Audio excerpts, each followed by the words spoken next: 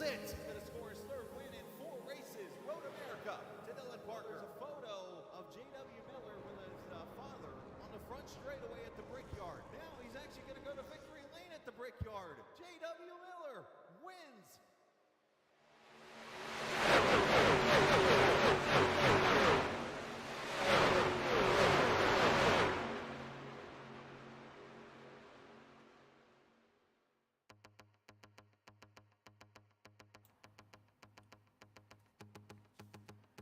After 13 grueling races, we are down to the last race of the season, the race that crowns the championship.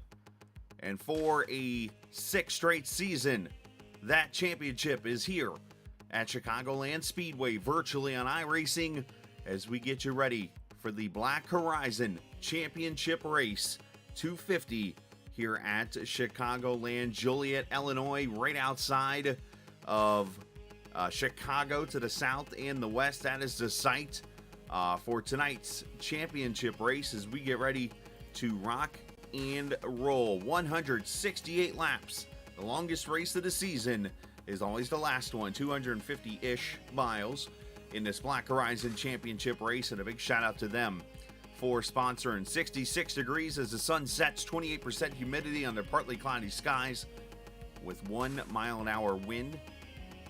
It is that time as we get ready to crown a champion in the series. As I mentioned, I'm the captain, Chris Scala. We appreciate everybody joining us here this afternoon or evening, this Wednesday, as we get ready to crown ourselves a champion. You look back at IKEA, which is over there off turn 3, as a lot of stuff gets built in this area, and the track, unfortunately, in real life kind of sits there, but we're ready to race. That's what it comes down to right now. The cars are, or trucks, I should say, are gridding, and let's take a look at the starting lineup for this race. And how about a little bit of a maybe mind game, if you will, here? Caden Atkins on the pole in that 56 truck, as he looks to get himself a championship in his second Final Four appearance. He'll start on the pole alongside Brian Sutphin. Justin Bondurant starting P3. Good to see him back alongside last season's champion, who looks to go back-to-back for the first time in series history. Will someone do it? If so, it's Fontaine is the guy. He starts in the 4th position. Jeremy Frere and Jason Dalton, they'll take row number 3. Row 4 is Sean Peachin and the Dean Machine. Row number 5, Lucas Strayer and Drayton Cook. Luke Daniels and Stephen Miles. They will take the 6th row. Row number 7 will be Matt Telder and Alex Cummings, the 3rd of the 4 playoff drivers. Alex, he's one to watch, I think, this evening, so we'll have to keep an eye on him. He'll start 14th. Sam Barnes making his one last start before he rides off in the sunset. He'll start 15th alongside Ben Pierce. Robert Lukens and Tim Averill, they'll take row number 9, row 10, Cedric Ingram and his son Cam. They're in the 20th position. Dalton Wilson, Tyler Brewer in row 11. Row 12, Dane Cruz, back where he's been starting pretty much all season long, alongside with Blaine Sparling. Luke Canup, Travis Icavacci, the boss man. One final race for him tonight in Drift in the 27th position. And we're going to try to talk to the drivers when we can this evening. I was hoping to do something pre-race, but had a couple of things pop up there at the last second. But we do have a minute because they'll get the extra pace lap. So let's grab the pole sitter. Caden Atkins, the driver for Red Sim Design, as apparently he's got a crew chief named Storm in here in the whole channel. Interesting, and had to put his name in all caps. Yeah, I should pull the crew chief up here. Anyways, let's get Caden up here real quickly. What is Caden obviously starting on the pole, man? Congratulations on that. I don't have the record in front of me here to see if this is actually your first career pole or not. I know it's, I don't want to say it in a mean way, but one of the rare times you've gotten to start on a pole here. But congratulations on that, and obviously a great sign for you tonight. Can you put it together for a race run and put this thing in victory lane?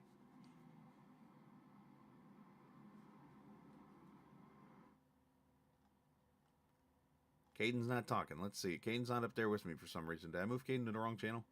There's a possibility I pulled a whoopsies here. Let's see. Where's Caden? Looking for Caden. I think I put Caden in the wrong channel. There's Caden. I guess I have in the wrong channel. All right, Caden, coming to 1 to go. I'm still getting the pole here tonight. My And mic's not working. yeah, you're working. I just had you in the wrong Oh, channel, I think. there. My Grand. Discord it wasn't connecting to you. Like It's all it good. was, yeah. Well, let us know real quick. How's the truck in a race run? Obviously, you had fast enough to get the pole tonight.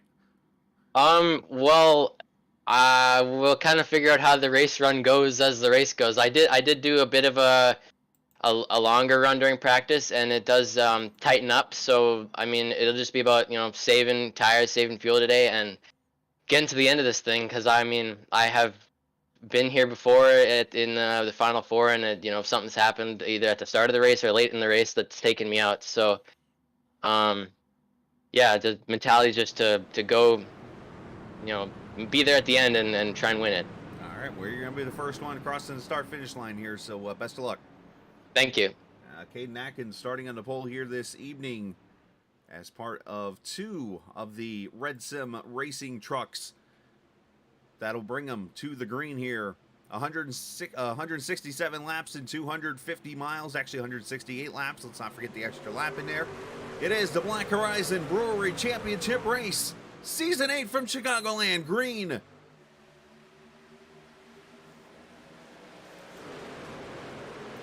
And Caden Atkins did not get going, and there's issues. Bondurant had to save it. Trucks scattered everywhere. 4 or 5 wide. 1 in the wall, and around goes Bondurant off Telder. No caution so far. Yep, caution is out. Caution is out. Whoa, that is not good.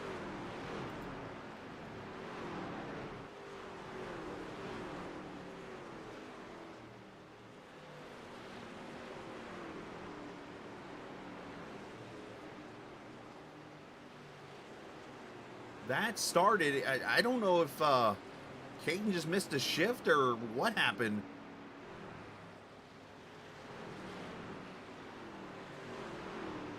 The problems already. See what transpires here. I saw the backfire there out of Caden's truck. You can see him trying to shift the truck, and it's just not shifting. And it checks Bondurant up. Everybody's scattering all different directions, and then up in the wall goes the 5 of Cam Ingram. And Bondurant spins out. Oh boy. Let's all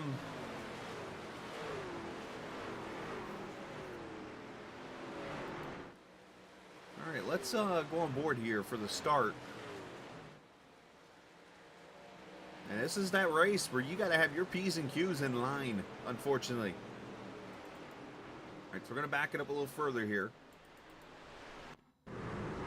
I'm going to hit stop real quick, just make sure I'm on Caden's truck. We're going to go on board with Caden real quick and listen.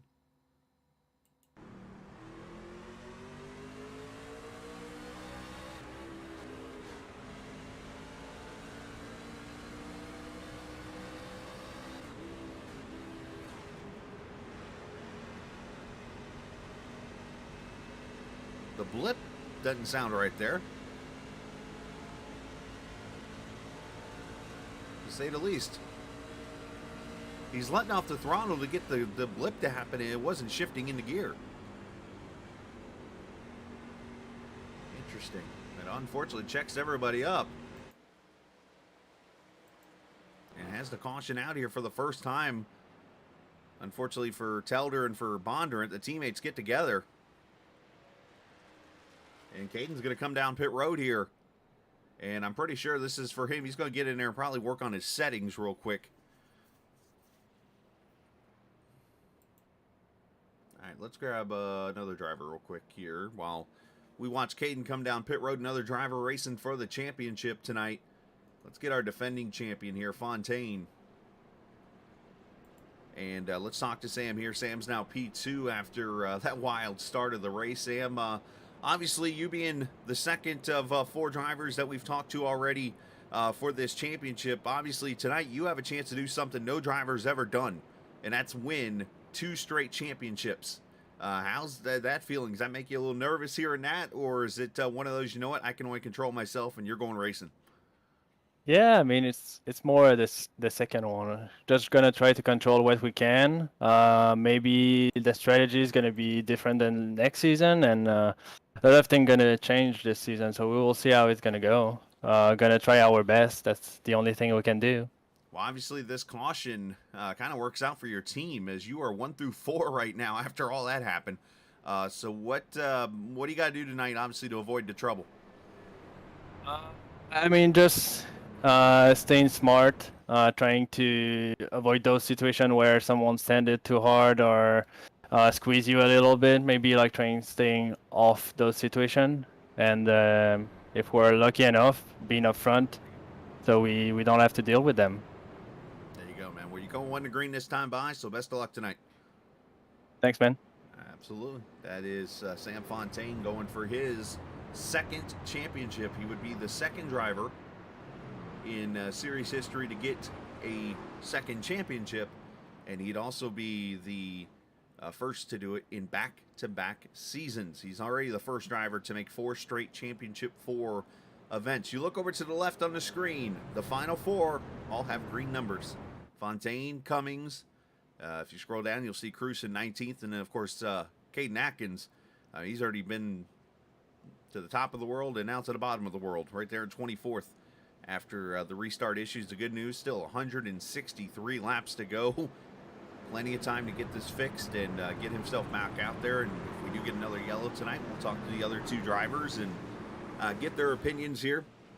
I apologize for not having too much of a pre-race there for you guys. And we are ready to rock and roll here. And hopefully we can have a little bit of a smoother start. We'll keep an eye on Caden to see if this is a permanent issue or if he got it fixed by recalibrating his wheel or whatever he did. But we're going to come back to the green flag here and get things going. Lap number 5. Here we go.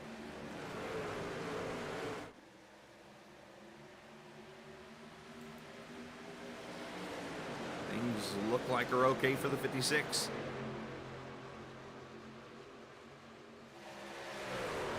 We go to turn 1. Jason Dalton going to go to the lead. Dalton, a previous winner here at Chicagoland. I believe it was season 5 for him when he went to victory lane in this race.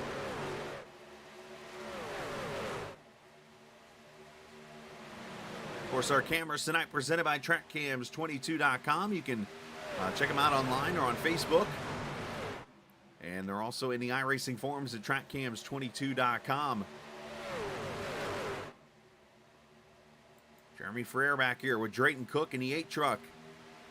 Brian Sutphin back there. There's also Alex Cummings right there in the 7th position. Stephen Miles, Lucas Stringer, Sammy B up there in the top 10. Oh, Drayton gets a little loose. Sutphin smacks the wall hard. Right in front of Cummings. I think Sutphin got spooked a little bit by the 8 getting loose.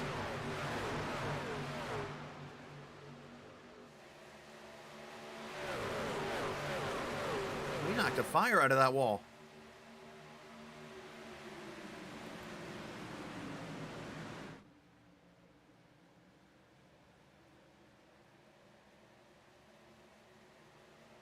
All right, everybody continues on. And now caution's back out. Caution out for a second time. And looked like Ben Pierce with issues. Luke Daniels involved. I see drift. And is that Bondo again? Yikes.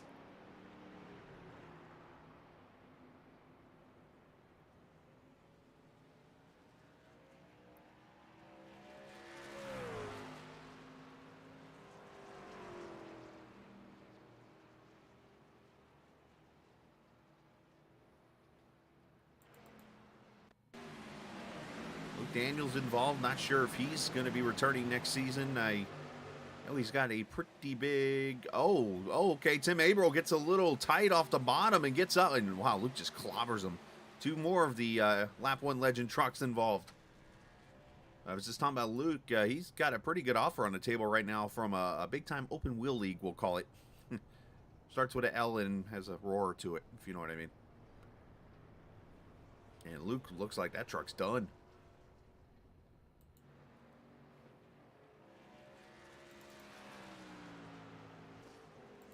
All right, let's see it again here. If I can get the mouse to cooperate with me here. There we go.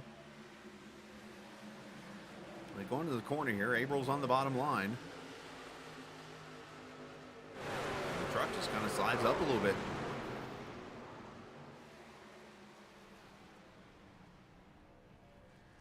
The 2 cautions early in this race. Maybe they want me to talk to the drivers. I don't know. But here we go. Let's go talk to the third of 4 drivers in this championship hunt. And that being Dane Cruz here in the 46. Dane, obviously a wild start here with the 2 cautions here in the first 10 laps of this race. But for you, obviously, just the same old, starting in the back and slowly just going to matriculate your way to the front. Obviously, you've been in these shoes before, just like your teammate Caden there. How do we keep from what happened a couple seasons ago from happening tonight? Just keep it clean, honestly. I'm running this race like any other race I've ran all season. Not going to let it bother me. I'm trying to make my way up front right now, go cut it up with the leaders and just earn this championship. I feel like Caden's having some problems. He had a shifter problem. I don't know if you saw that, but might have. Looks like he got it sorted out. That's what I heard. So hopefully he'll get up here. Seems pretty easy to pass, so I'm looking forward to this one. Absolutely, and that's good to see. So obviously going to be a multi-groove race here as this as the lights come on. Are you feeling better on the bottom? Feeling better at the top? Where are we going to see this 46 truck? I think it's going to be bottom until we start lifting a lot more. It's pretty much full throttle for the first like 10-15 laps, and then I'm sure we'll see the middle to kind of top groove come in, but we'll just have to see. Hopefully we can get a long run going here. Absolutely. Well, hey, best of luck, man. Obviously 157 laps to go, and maybe we'll see you in victory lane. Let's hope so. All right, buddy. Be safe. So Dane Cruz there in the 46 truck. Started in the back, hanging out there, and will work his way up, as he said, and trying to earn this championship for the Red Sim Designs team. In their first season in existence, that team is. And last but certainly not least is the driver of the 63 truck, the Tennessee driver, as we get ready to go 1 to green here. Alex, obviously you've shown to be one of the best drivers in this league when it comes to talent and wins and that kind of thing. And obviously your biggest challenge outside of the 3 are working your way around the wrecks that seem to be happening around you already. But needless to say, what's it going to take for that 63 to go win this thing? I mainly just think it's going to be to get some green flag laps in here and do a lot better when we get those in, and can try to manage the tires a little better, and hopefully we can go green here and get a good run at it. You feeling pretty good on the long run? Yeah, I think on the long runs where I'm a little better at this track, so hopefully we can get it here and be there at the end. That's the main thing. All right, buddy. Well, hey, best of luck, man. Thank you. Alex Cummings, the 4th of 4 drivers. I've outmoved myself to the channel. That wouldn't have been good. The 4th of the 4 drivers. So there we go. We got all 4 playoff drivers in the first 12 laps of this race. I appreciate the league for wrecking twice for allowing me to do that. All right, we're going to come back to the green here with 156 laps to go. And it's a KJD 2, 3 of the top 4 right now. Dalton, Fontaine, Christopher Dean there in 4th. Drayton Cook on the inside there in the 8th. Gonna go green. Here we go. Frere with Alex Cummings there on the outside. There's Stephen Miles with Lucas Strayer there, row 4.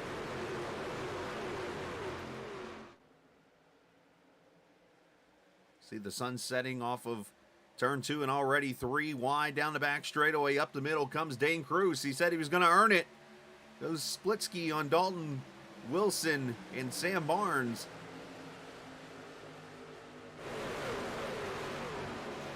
A lot of this is going to be about the draft as one truck hangs a left and comes to pit road at speed. That's Tim Abril. Tim, a former winner here at this track back at season 6.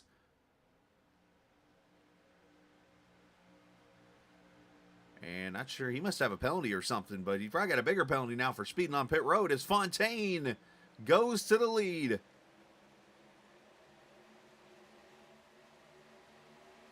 The first of the playoff drivers to lead himself a lap to 77.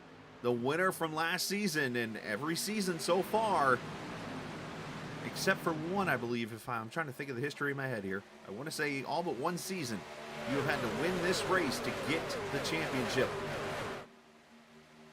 Might even been 2 seasons. Yeah, it was 2 seasons because Tim Averill, Jason Dalton. So for the most part, you have to win win this race to get the championship in this 250 miler. And a big shout out to Black Horizon Brewery for all they have done in this series. Ben Pierce on pit road.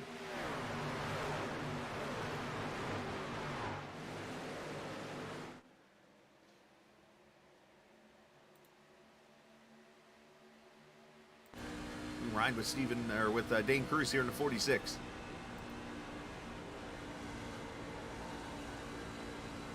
Right there on the bottom, as he said, you can hear him pretty much wide open for the most part. Last night I ran a ARCA race here, and I can tell you right off the bat, I was letting off from the start. It wasn't wide open. You can just tell the downforce difference in these trucks compared to an ARCA car. And speaking of ARCA, Tuesday night's going to see an ARCA series here out of GLSR next season. So going to expand out a second league, if you will, or series. They will be unbroadcasted, but, well, for now. But should see some good racing. We'll see what kind of creative plans that the teams come up with. I know one driver's already been announced as, I think it was Jeremy Frere, is going to be a part of a team in the ARCA series.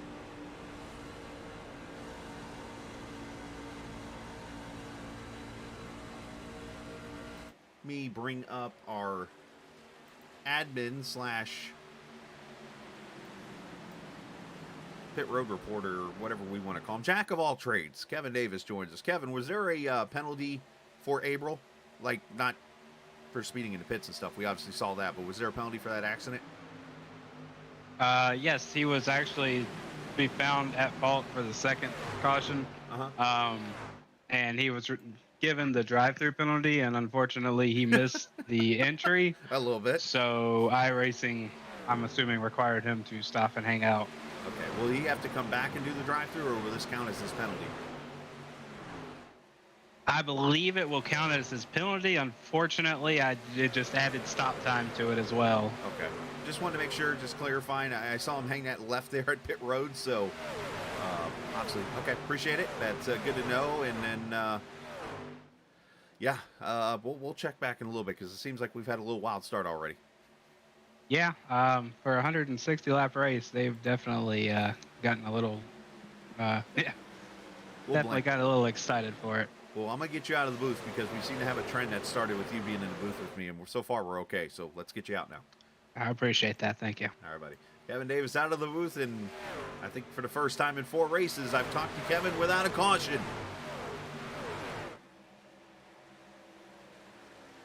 I think everybody's kind of settling down. Appreciate the viewers. I see Mr. Clark Gennikin watching. Dragman667, Jason Clark. Hanging out. Luke, unfortunately, yes, not the way you want to end the season, my man. That definitely stinks. With the T-bone of Bondurant there. Bondo's probably not in a good mood either. So, let's see. Is that Bridker? Or Bridker? Anyways, appreciate you watching.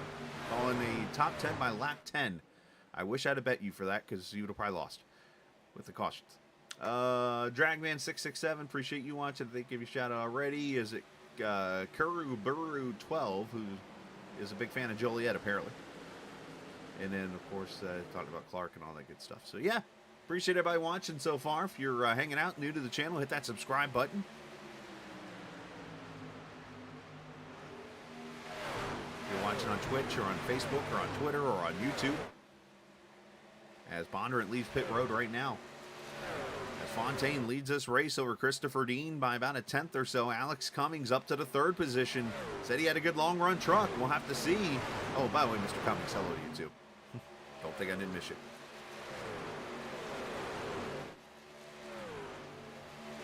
Drayton Cook, Jason Dalton, your top 5 strayer. Dalton Wilson having a great run, 7th position, as he's going to lose a spot to his teammate Stephen Miles. I called him Myers. Oh, Steve's going to give me hell for that one. And then look at this back here. Dane Cruz up to 10th. Under attack, Sean Peachin. who him and I talked a little bit after last week's race. You want to talk about... if you're a big NASCAR fan, you can reference it. Let's go back to the Dover race about 4 seasons ago, maybe 3 seasons ago, when Ryan Newman pretty much took up the bottom lane and Chase Elliott kind of got stuck behind him, and Kyle Busch came back and won the race in that event. And there was the scene of Jimmy Johnson walking up to Chase and just putting his arm around him and just listening to Chase's vent and whatever. That's pretty much what happened with Sean and I. After the race last week, Sean just PM'd me a message and just let loose, so to say.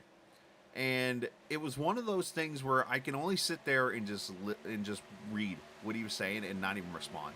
Like, I responded to him, told him I was, listening, so to say. But it was like one of those, like, how do I respond to that? A race that, whoever's fault it is, that's up to people's opinion. But still, to lead all those laps and be as dominant as you were, and to have it fall away like that.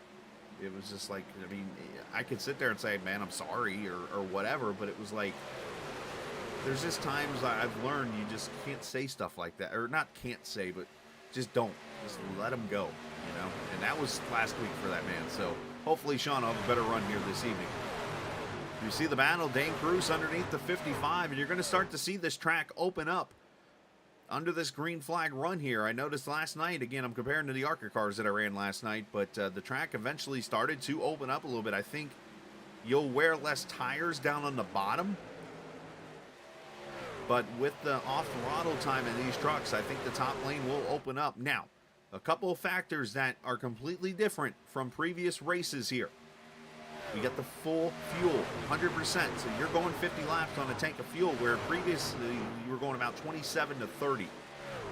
So you don't have to drive the tires as long as normal when it comes to keeping an old set of tires on the truck, like in previous seasons. So now you'll probably still have to do a double stint on tires, but it won't be as long, likely, if you get yellows and stuff like that. So you do get the 3 sets of tires. You do 50 apiece, 50, 100, 150. You see the math right there. It's a 168. So Fontaine leads, but look at this. 3 wide. Alex Cummings. Dean coming with him, but to the inside, and Alex is going to drive to the front at 63 maybe. Sam's going to fight him. Alex is going to try to get that quarter panel.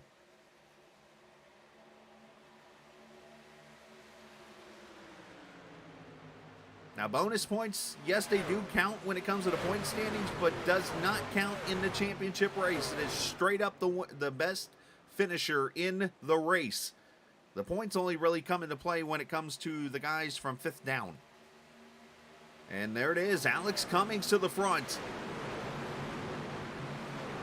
Drayton Cook has worked his way up to the 3rd position. Stephen Miles up to 4th.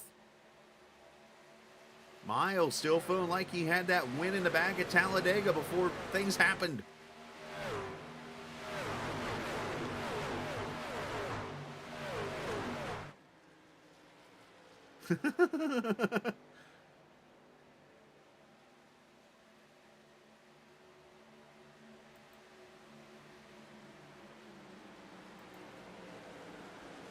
Alex becomes the 3rd, I believe, different leader of this race.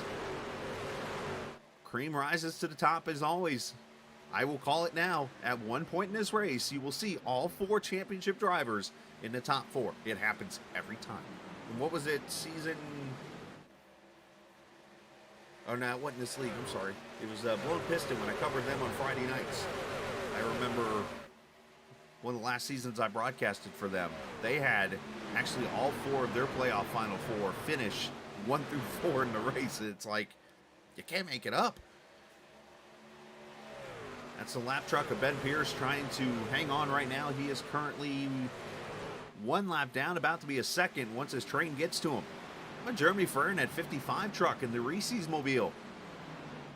Showing he's got the PCs potentially to go to victory lane tonight.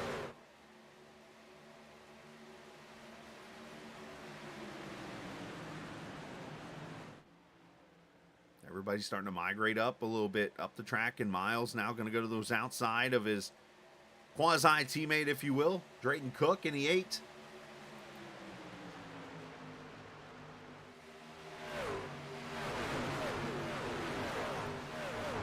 As that settles down a little bit, let's check on Caden Atkins. He's hanging out back here at the back of the line. Got his shifter fixed.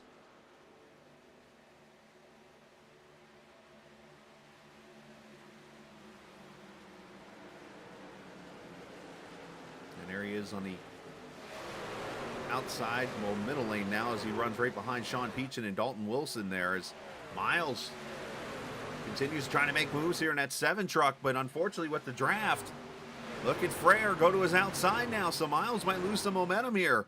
This will tell us how good this line is. Slides up! Yikes!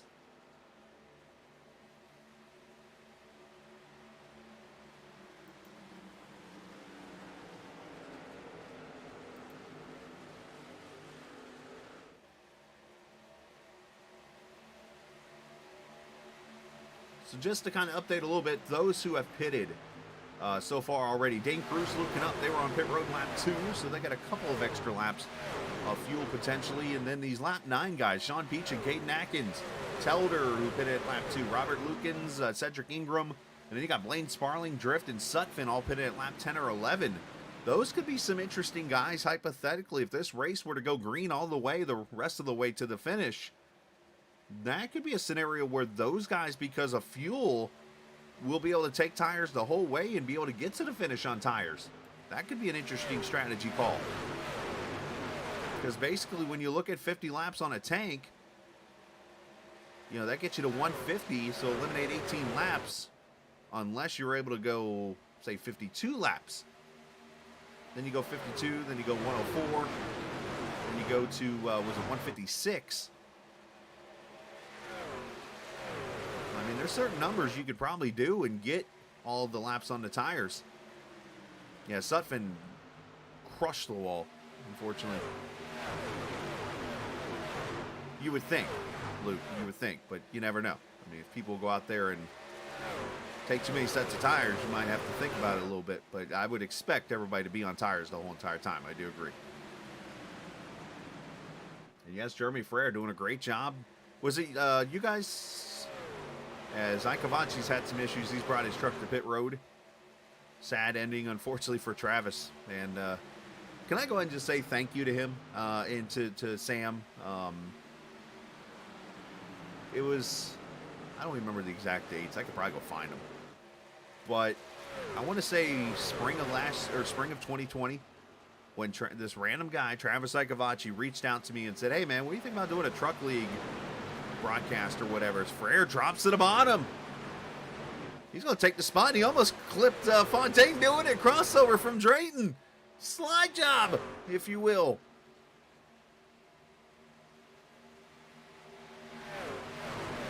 If Drayton returns it.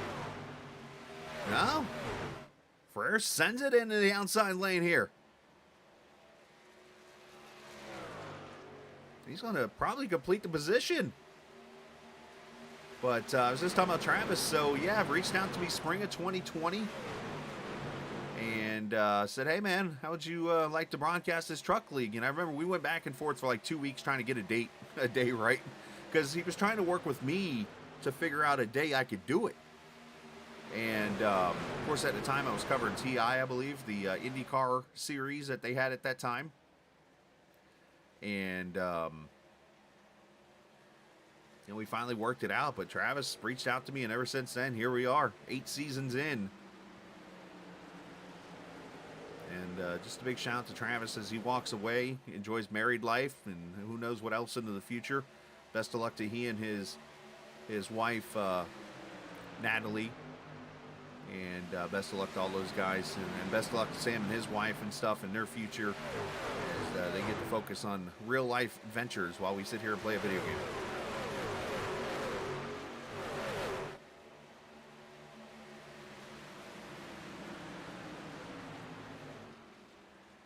And for Casey, who's watching,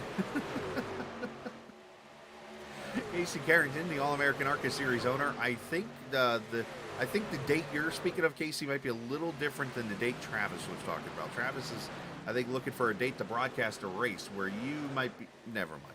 As battling for the lead they go. Cummings and Fontaine and Jeremy Frere's like, dude, I hope you guys don't mind. I'm going to be a part of this too.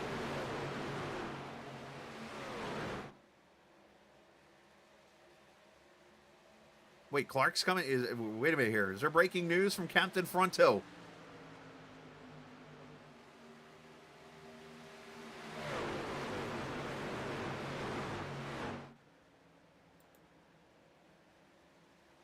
Look at Cruz up to the 8th position now. He's gone by his teammate Knupp, gone by Strayer. Now he's going to try to focus on Jason Dalton. So 3 of the top 4 are in the top 10. What? Oh, okay.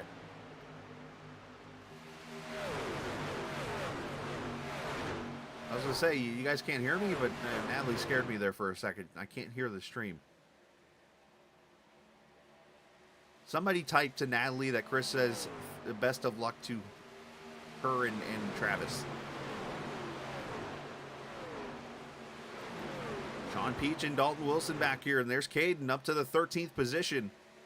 Oh, yeah, I hate when that happens. But no, best of luck, Natalie. Thank you, one, for letting Travis do what he's done here in this series. Best of luck to the both of you and your future adventures up there in Michigan. Oh. Well, screw you, Travis. I can say that, right? I mean, what's the worst that can happen? Never mind. All right, Telder's on pit road, it looks like.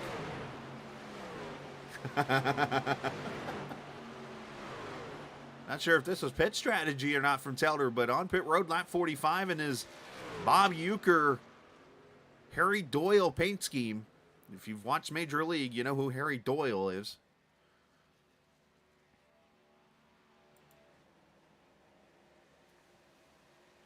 So 47 laps complete.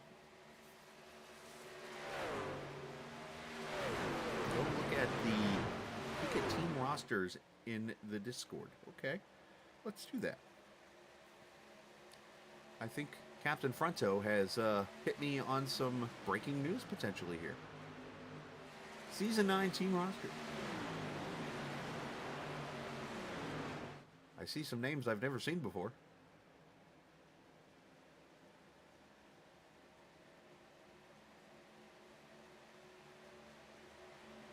I don't see that name.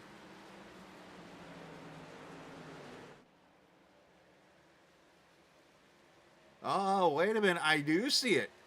Okay. That could be interesting as Drayton Cook comes to pit road. Here we go with green flag pit stops. Interesting. I know who you are. Frere and Drayton Cook, and this is just shy of lap 50, so, did I get my numbers wrong? And no, I'm not going to say anything about the captain's future until after the race. This is about you guys tonight, not about me. Tires and fuel for all these guys. As you see the leaders come off turn 4 there. Stephen Miles going to come to pit road. Lucas Strayer.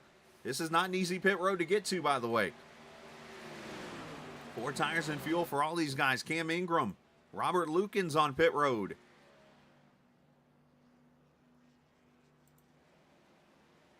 See Brian Sutphin getting back on track.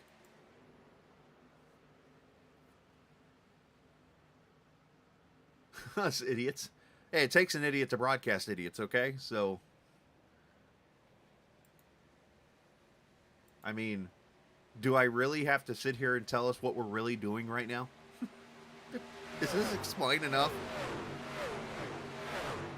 In all honesty here, let's just be transparent.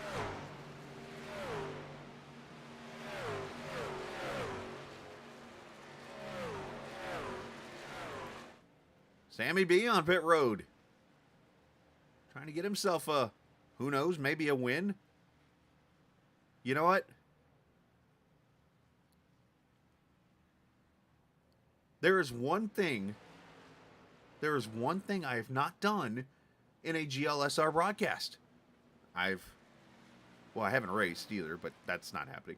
I haven't, let's see, I've talked to drivers under caution. I've let bombs drop on the air accidentally. I've called every race until now. There's one thing I haven't done, and I'm going to do it. He doesn't know I'm going to do it. Just give me a minute here. As Christopher Dean comes to pit road. Sam Fontaine on pit road. Alex Cummings is in. 4 tires and fuel for all these guys. So far, no mistakes out of anybody, it looks like. See, 14 and 15 second stop. Sutphin obviously got damage fixed, so he was on pit road for an extra stay. And here we go. 4 wide. Yikes.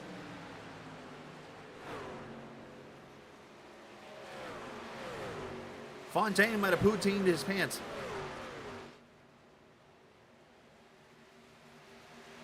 And Sean Peachin leads. Atkins, Cam Ingram now. Or not Cam, but Cedric. Those 4 yet to come to pit road. Dane Cruz and Luke Knupp now on pit road here at lap 54. So the longer you go, the better off I think you are in this strategy. Now here's the guys that have not pitted yet. Or that pitted, I should say, when the caution came out earlier.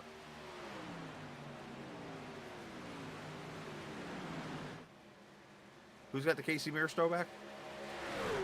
You're talking about Sam. That's just Sam's painting. There's times where I wonder if he just literally throws paint at his screen and it shows up on the truck. But it looks cool. Caden going to try to lead a lap. He'd be the 3rd driver in the playoffs to lead a lap in the final 4 here. He does it right there.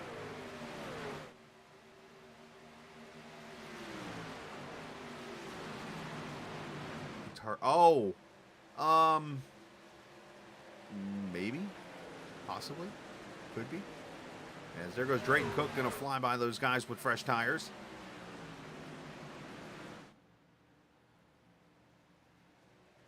So when this is all cycled around, Drayton Cook and Stephen Miles are going to be the leader of this race. Drayton, 1 career win in this series, came at Bristol last season. Stephen Miles, well, he was on his way to victory lane at Talladega and was then on his way back to pit road before he got to the start-finish line. And I mean that literally. If you don't believe me, go watch the broadcast. You'll see it. He has, there was net code with Dane Cruz, and Miles ends up hitting the fence and going backwards and never finished that race. As here's Atkins on pit road with Peachin. Peachin overshoots his pit stall a little bit. I think that's Sean there behind him. That might be Brian Sutphin. Yes, that is Brian Sutphin. I just thought about the pit positions are by your starting position. Duh. As Peachin and Cedric Ingram make their pit stops. All right. So, are we ready? We're going to try something here. He doesn't know I'm going to do this, and it might piss him off, but again, what's the worst? Where is he? Sammy B's hanging out here. So let's have a little fun here for a second. He's out here by himself, so probably can get away with this a little bit.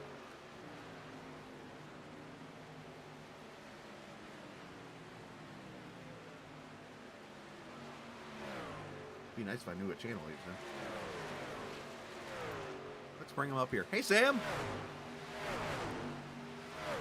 I figured your last race, my last race, we'd have fun while you're under green here and actually chat and see how things are going.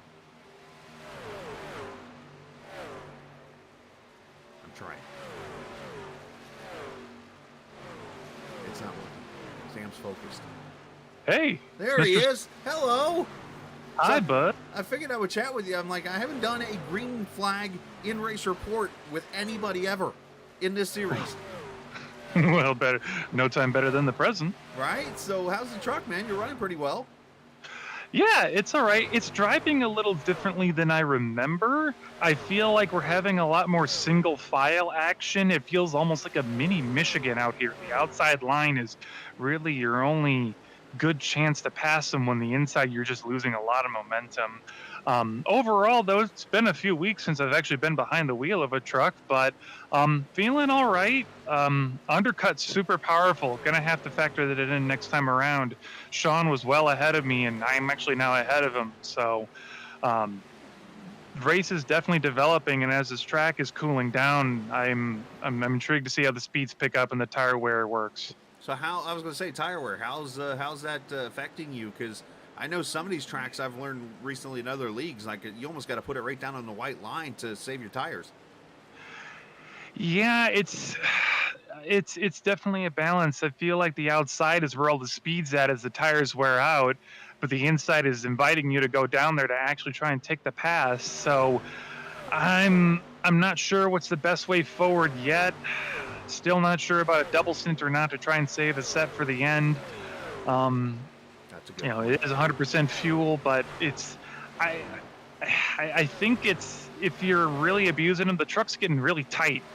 But I'm just hoping that this run I can be a little more balanced on the run, not be pushing it so hard into the turn, and maybe stretch it for a double stint on this set and get a set for later. But with how we have some trucks get out earlier, we may go green to the end. And I see you catching Cam here, and I know there was the one race when I had my wisdom teeth pulled out that I kind of crew cheat for you at Canadian Tire.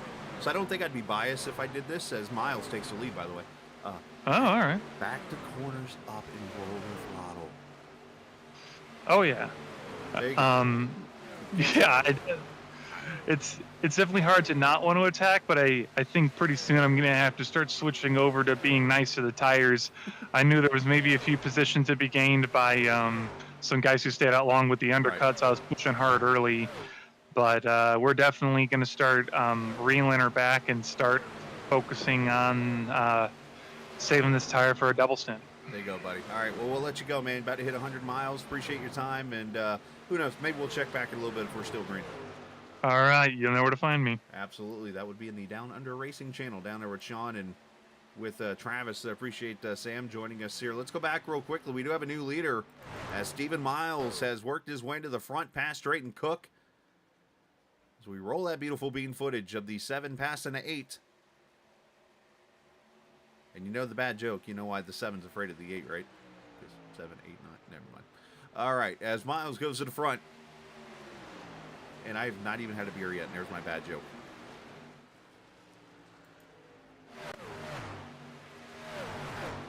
All right. So Stephen Miles leads over Drayton Cook now by a half second. Sam Fontaine up to third with Lucas Strayer and Alex Cummings in the 5th position right now. Jeremy Frere up to the 6th position with Jason Dalton, Christopher Dean. Dalton Wilson having his best career run here in the 9th position. Luke Knupp up there in the 10th spot. As long as that missile doesn't netcode, right? 4 trucks off the track. As Ikevachi, Ebrel, Bonner, and Daniels. Hey, Luke, you're going to finish last, just FYI, in the last position. Sun pretty much all but set in the background there of Chicago.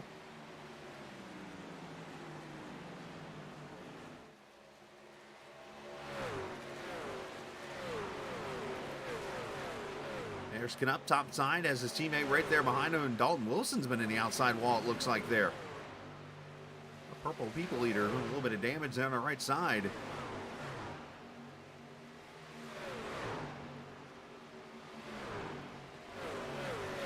Pretty much. Biggest mover in this race right now is actually that 16 spot gain by that driver right there, Luke Knupp. Started back in 23rd. Up to the 9th position right now, so he's having a great run. As Peachin gets around Drift here in the battle for 15th. So we got positions changing left and right. Tire strategies coming into play here.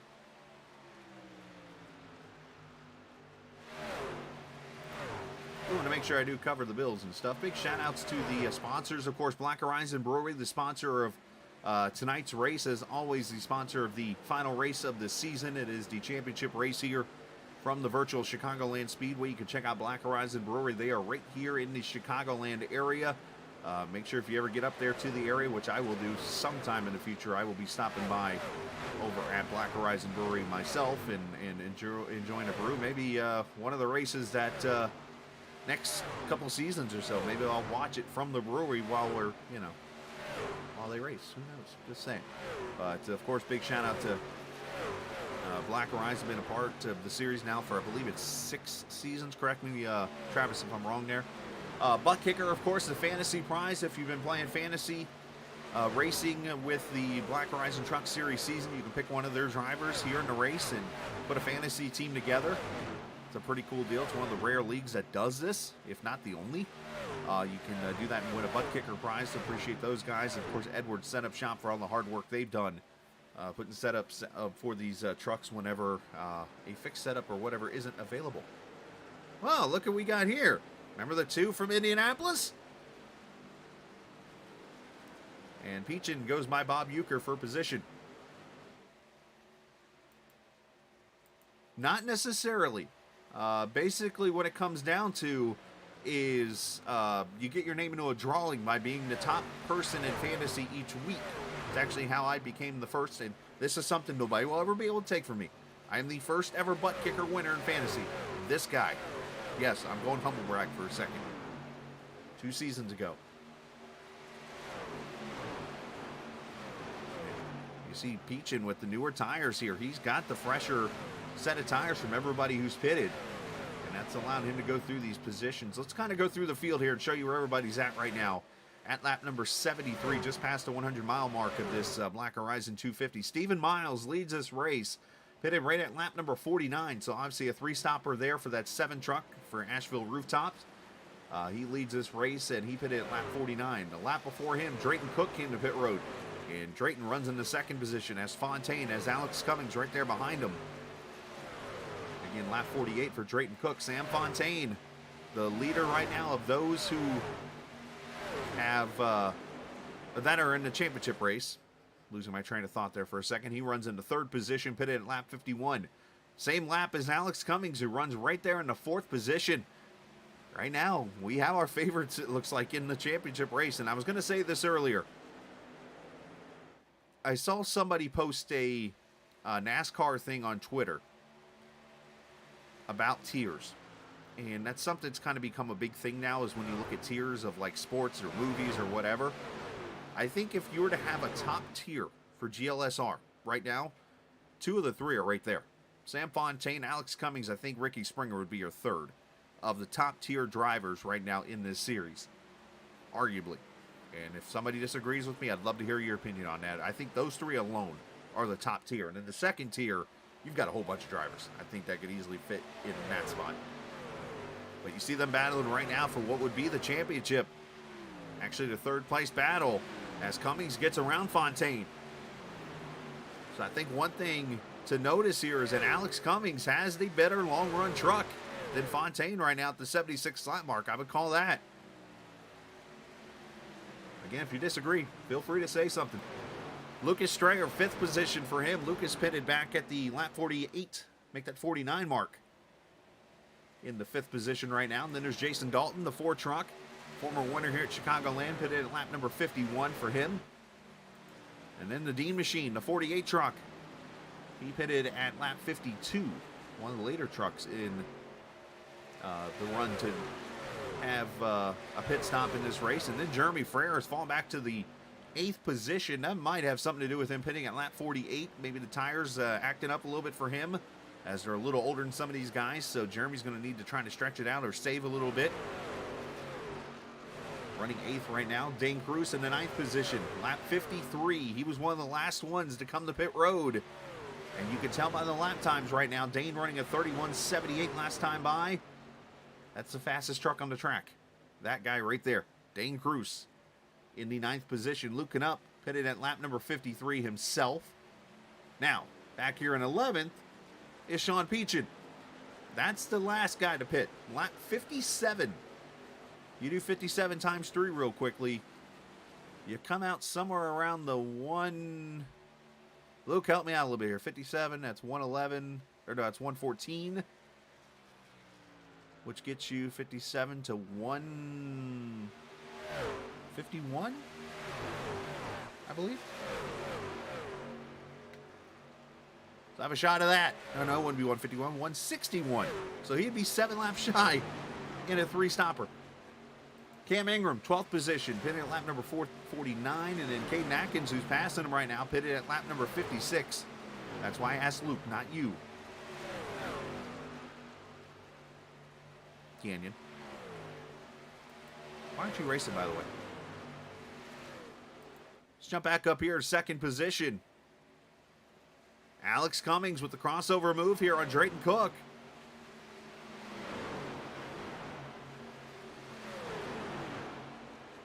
Alex going to move up to the 2nd position, 2.5 seconds back of Stephen Miles. Oh, 171, so he's good to go on a 2-stopper? Oh. If this race goes green, that's a very interesting move, which technically you pitted at lap number 9, I believe, when the caution came out. So, oh, those late pitters might have something here. If this race stays green, could Sean Peachin steal Chicago? Which is like the one thing, if anybody, like there's a couple drivers that if anyone asked right now, man, who would you like to, not should I say, wow, I can't even talk now. More the question of who would you have liked to seen win a race during your broadcast time here? Sean Peachin's one of them. And that'd be kind of cool to do it tonight. Him, Cedric Ingram's on the list. Cam's on the list. Let's see as I work my way down the list here to see who else. Got to do it. Okay, Telder would be one too. Let's put it like that. If Telder won this race, oh my gosh. It'd be a party. Or in a treehouse. But the chances of that happening, Bob Euchre will show up in Discord. So 83 laps completed. We're about to come up to the halfway point here in just a lap or so. Oh, yes. I forgot Barnes. Yeah, Barnes would be cool, too. Travis, you would have been cool also, by the way, buddy.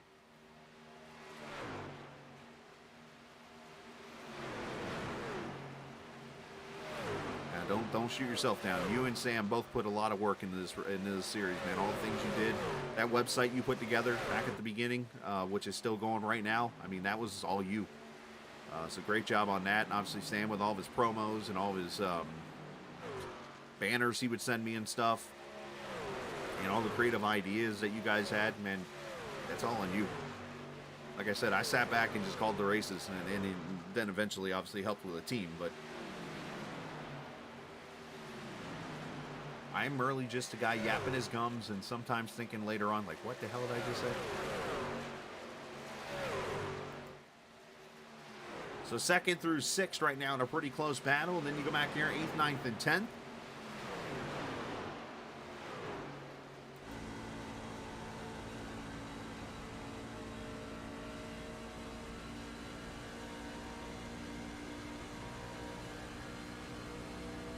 And Cruz in the 46 truck started back at 23rd up to the 8th spot. You see the trucks kind of migrating around. Hey, in fairness, if Sam doesn't get up here and run well, you can't blame me. I tried to give him some advice that would help him. As Ben Pierce on pit road. Ben going to be, was announced a little bit ago, going to be a part of Ace Racing as his 518 team is unfortunately going to step away. I believe Ricky is stepping away to focus on some real life matters and stuff. I haven't had a chance to talk to him to confirm that, but from what it sounds like. As Cruz goes by Frere for the 8th position here.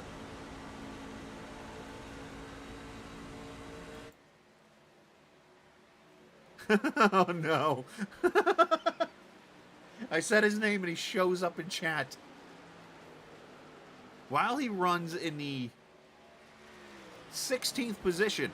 Yeah, I guess I'd play rock, paper, scissors running 16th also. Okay, his right front's showing a little bit from the contact with Bondurant.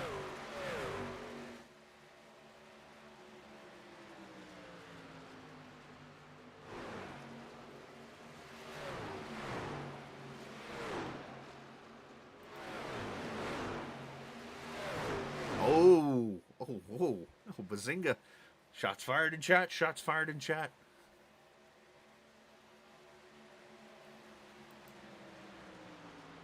Lucas Strayer having a good run here in the 5th position.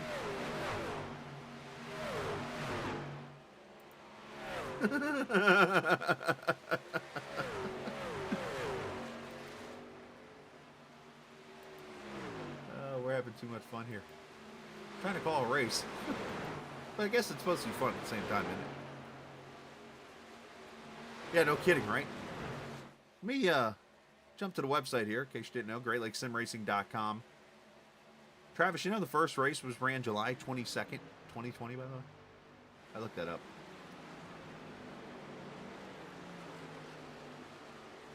Let's go look at the team leaderboard. It's something I don't get to talk about too much here. But, of course, Red Sim Racing leads KJD2 by all of 22 points. So that's a battle in itself right there. And then the champions from last season, Lap 1, Legends, they are back in 3rd right now. And then, of course, TIX there in 4th and 518 there in the 5th position. So it's down to 2 teams battling there.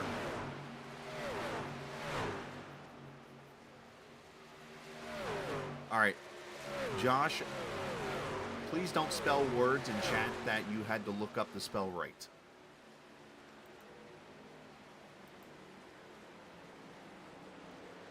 As Telder's on pit road, so is Drift. Those guys come to pit road, so we're going to start to see the cycle of the second round of pit stops here. We've been green since lap 10, over 80 laps of green flag racing here. Miles still with a 2.8 second lead over Alex Cummings, who's got about 6 or so tenths. I think that 9 tenths now over Fontaine, so he's really starting to stretch it out.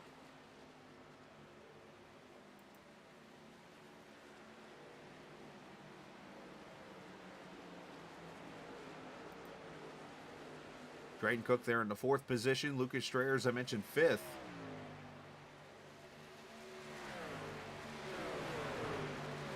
As Knupp on pit road, so is Dalton Wilson. Robert Lukens on pit road, so second round has started. And for these guys, you're looking at 75 laps right now before the end of this race. So, you know, I go back to what Sam brought up, and this is a great point. I know we talked about tires a little bit ago, about you should be able to 3-stop this way to the finish of this race, as Miles almost overshoots pit road there. But the question that I have to think about here, and Sam brought it up, would you be willing to risk a set of tires for the end of the race and not take them at the final stop? That's a very interesting question. I wonder who would be willing to try that. I could see somebody maybe mid-pack, Cedric Ingram, Blaine Sparling, somebody that's maybe never won a race, Sean Peachin maybe. Unless he can go all the way on fuel, then he won't have to worry about it. Alex Cummings leading here now. I mean, Telder, he's listening, so I'll say it. I can see him trying it. Somebody, because basically, if you're somebody running for the championship right now, I think you have no choice but to tire every stop. But somebody who's not in the running, that really has nothing to lose here, or to gain, I guess, would be the right way to word it. Why not?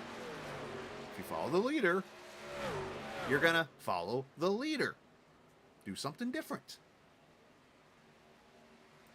As Strayer, Cruz, and Ingram on pit road. Dane Cruz, 15 flat. Not good stops for him. He kind of struggled on that one. Cedric Ingram at 15.5.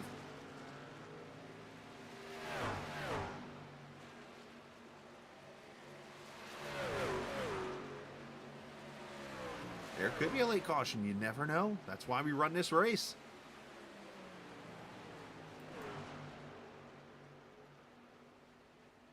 Somebody want to warn Tyler Brewer that he and Alex have identical paint schemes?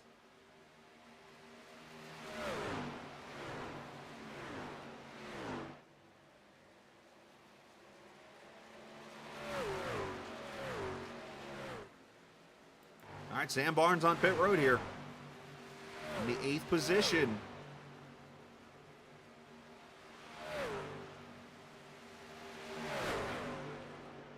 You know what? Travis, I know you're watching. Tell Sam to save that last set of tires. If this is it for me, I'm calling Sam to a victory. Just kidding. I'm not being biased, as always. This has been some of the fun of getting to know these people and stuff. And the good news is I'm not going anywhere. As Fontaine gets on pit road here, let's see what he can do in his second stop of the race here. 70 laps to go.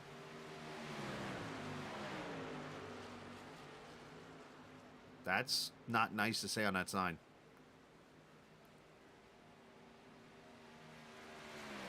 More tires and fuel, and he pulls away.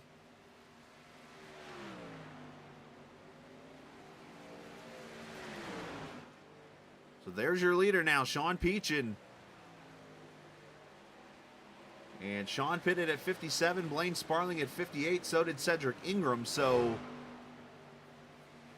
by my math, that means lap 114, they'll be on pit road. They still got another, wow, 15 laps before they come to pit road potentially here. Here's the question, though. Does the tires end up outrunning a two-stop race? And the answer right now is no, because look at Stephen Miles right now. He's all of 20, wait for that timer to get down there, 26 seconds back. He's a full lap still back.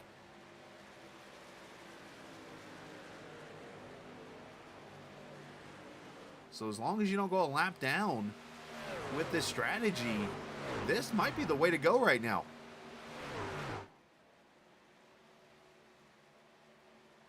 I mean, we think about the history of this race. You think of Tim Abreu, you think of... Was this Dalton's first win? I can't remember. This was Jason Dalton's first win. I think it was. But Tim Abreu's first win in this series came right here. So we've had some first-time winners at this track.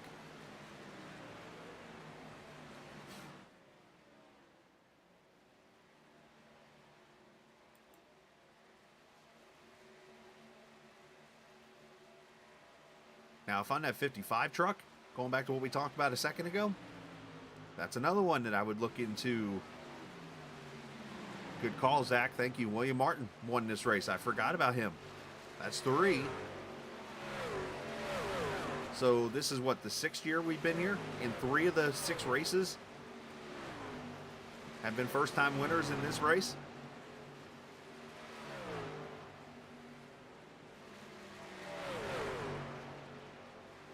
So, Zach, since you're here, what's your thoughts in chat there? What's your thoughts of having a potential second person join you as a 2-time champion? Kind of curious to that. Is Peachin on pit road now at 102? So he's definitely 3-stop, and you can't go 65 laps on a tank.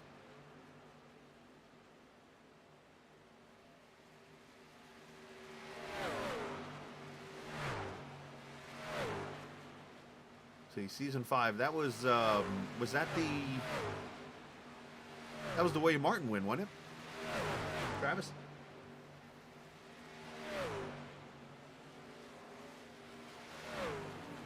Yeah, I remember you being in the top 10. You had a lot of great runs here. I remember you running top 10 a bunch of times at this race. Or at least being up there before things would happen or something would go wrong. Ian Allen's another one that definitely deserved a win in this series. As here comes Cedric to pit road, so apparently I don't know how to do math.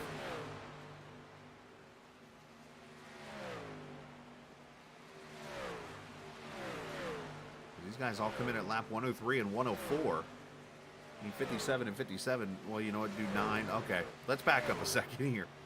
I was way off. Samsonite, I was way off. So you got lap number 9, those guys came to pit road and then came in at 57. 9 and 57, it's only 46 laps, right? If I do the math right. So yeah, that's a little bit better on this strategy. They didn't go 57 straight laps.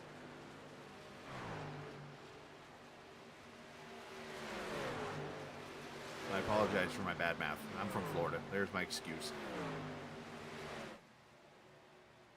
So Stephen Miles going to lap Cedric Ingram here, so he's going to need to get around him real quick, and Miles will assume the lead. Lucas Strayer now up to the 2nd position. Luke Knupp in 3rd in the battle of the Lukes.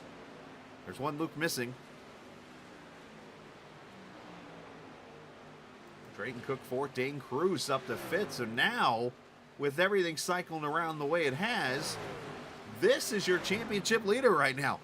Dane Cruz in the fifth position here. Dane, Alex, and Sam all 5th, 6th, and 7th right now. And Caden's only right there at 11, so unfortunately for Caden, he's got a little bit of work to do. There's 3 of your championship guys right there.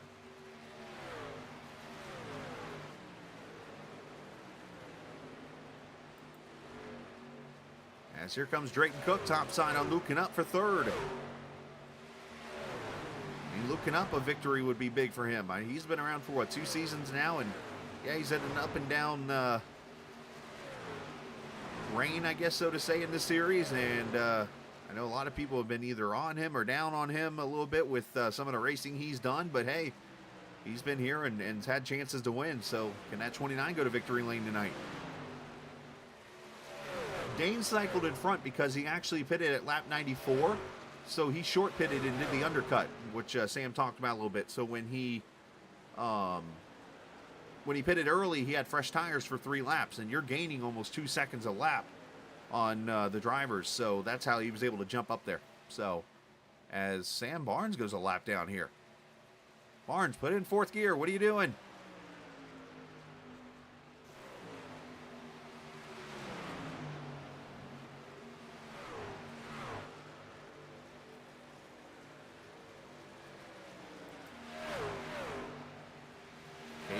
Here in the 11th and 12th position.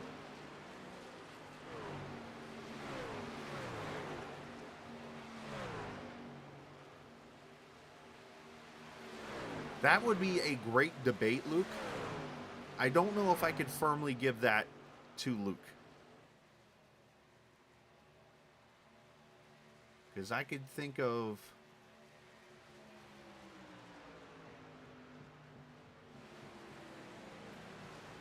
looking through the list right now of people. I mean, you could argue Brandon Alfin's right there with him. Brandon's never won a race still, and that's unbiased on my part. And then of course you got Peachin. You've got Jeremy Frere's gotten a hell of a lot better. So I mean, heck, you could almost throw him up on the list. But I mean, I'm not disagreeing saying Luke's not a top probably 2 or 3 person in that list.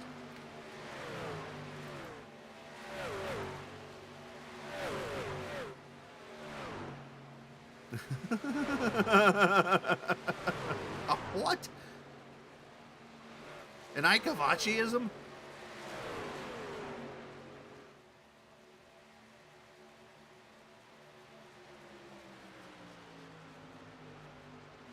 I think it's tenfold.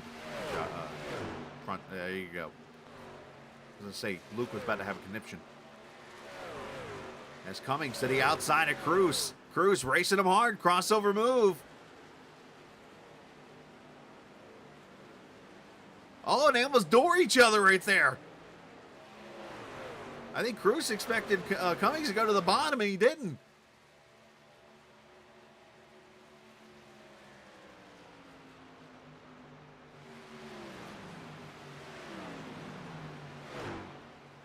No, so 2 weeks.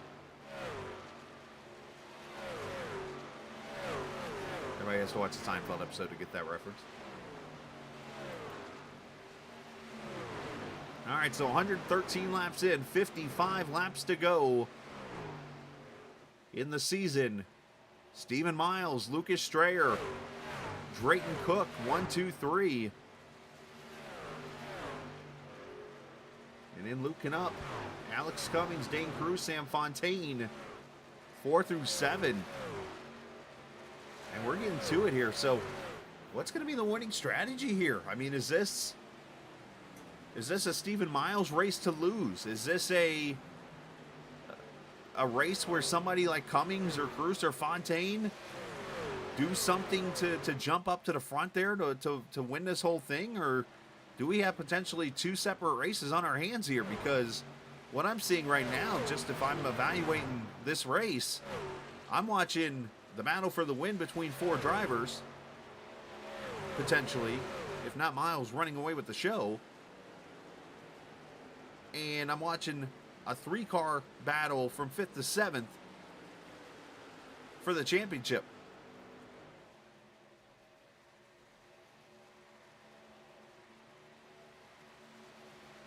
I mean, I've always learned at most tracks with the truck, you want to be the last to pit road because the tires pay off that much. But when you look at Sean Peachin, I mean, he's 15th right now. Well, JW's not in the field, Zach, so that's the first problem you got.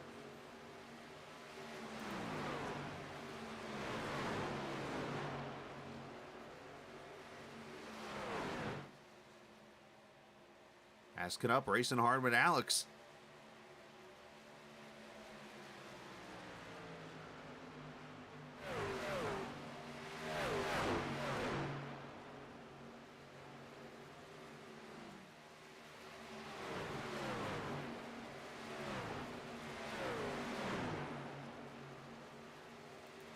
Christopher Dean back here in the 9th position. There he is in that 48 truck.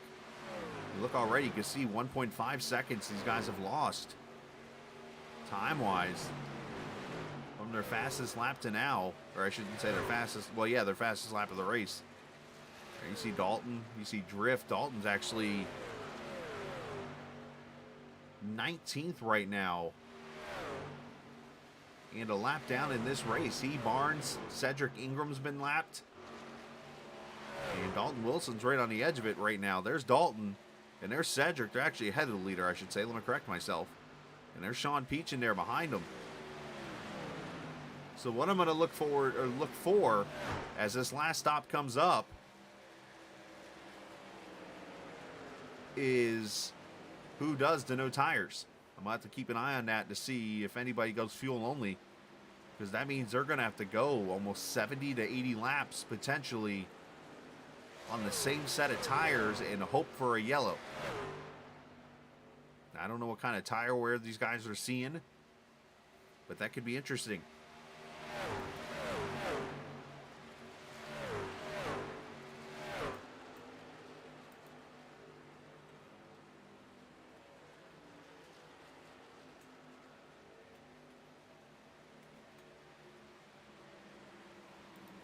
There up front is Stephen Miles. Started back in the 12th position.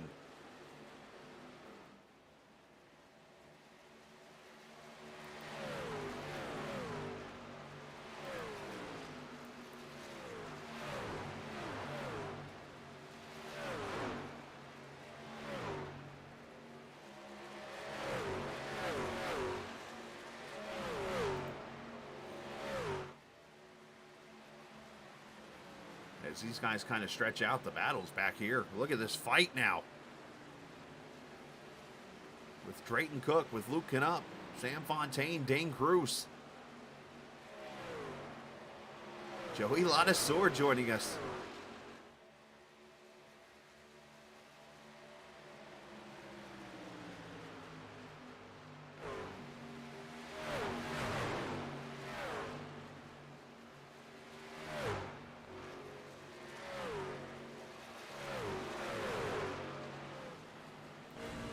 Unfortunately, I don't have the telemetry and stuff to be able to put like the top 4 to the right of the screen and tell you where everybody is. But just to update everybody right now, it's Alex Cummings leading in the championship race. Sam Fontaine second. Dane Cruz third. Caden Atkins fourth. And the final 4 drivers, again, their numbers are all in green to the left over there.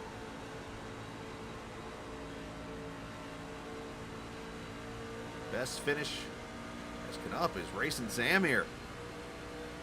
Best finishing driver in the final 4 is the champion.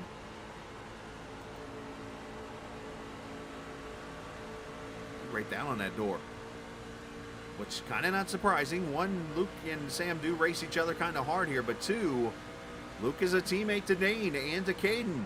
Look at him right on that door.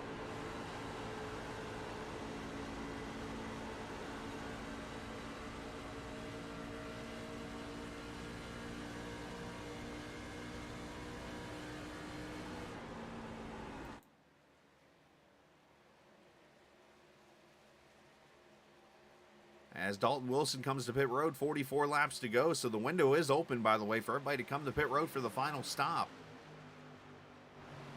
Been green since a little after lap 10. Had 2 quick cautions.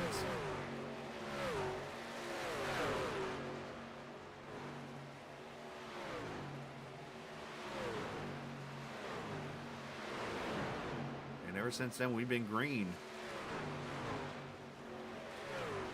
It's too bad we don't have somebody from a KJD2 representative in chat. I would ask if Sam's speaking French right now. Because when Sam speaks French, he's angry.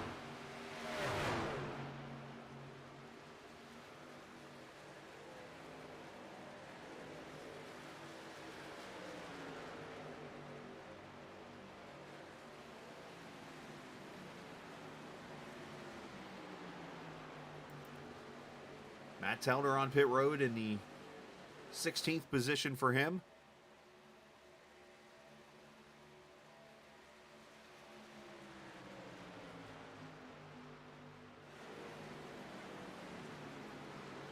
So here's the troublesome part, because I see what Luke's doing. Luke's obviously racing defensive to help Dane out. The problem is the guy out in front there, Alex Cummings, is getting away from these guys now. As Sam tries to make the history and become the first back-to-back series champion in history. So he got 42 laps to get up there. It's, what, a 1 point, to make that a 2.06 second advantage now for Alex Cummings. You're talking about a topsy-turvy type of 2 seasons. Say that 3 times fast. Alex Cummings last season wins the regular season points. Goes into the playoffs in an issue at Indianapolis, yanks him out of an easily deserving Final Four spot. And then he comes in this season, doesn't have as good of a regular season, makes the Final Four, and now could win the championship.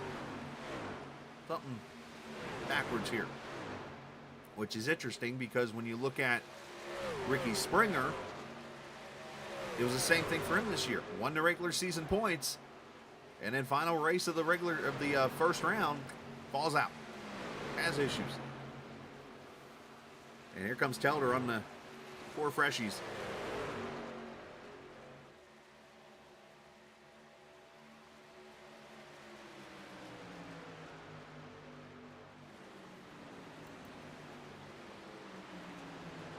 All right, drifts on pit road here, lap number 129. Sam trying to come to pit road. I think he might have a penalty coming. He might have missed the entrance of pit road, but Barnes is in.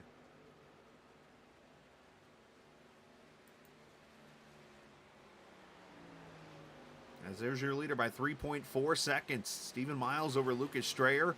And then Alex Cummings in that 3rd position.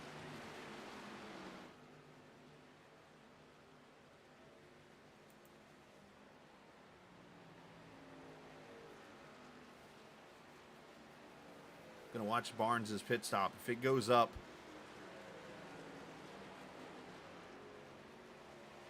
trying to see here. Yeah, you know what? Yeah, he's got a penalty for Sam Barnes because he would have been out of pit road in about 42 seconds. But you see him, he's at the 54-second mark. So obviously a speeding, or not a speeding penalty, but maybe a unsafe entrance to pit road.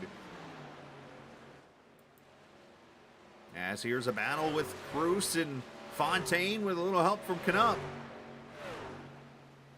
We've seen teammates do kind of things like this in this series. Hi, Chris Evans.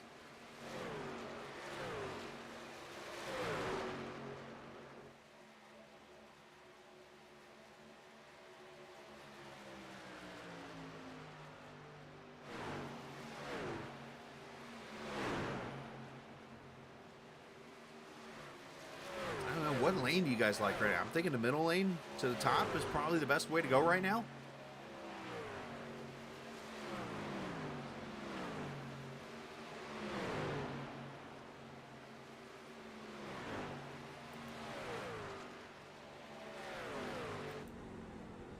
And here comes Dane Cruz to pit road. Yikes!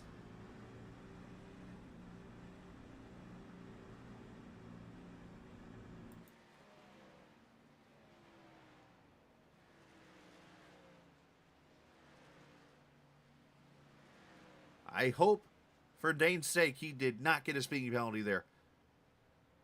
What is a tabernacle?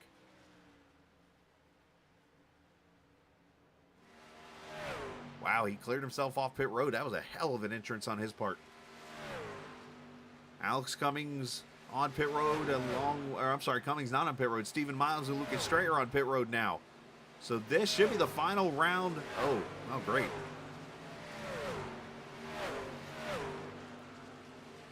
On pit road.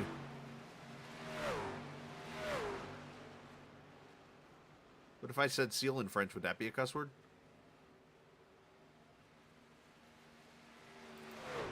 All right, here comes Alex.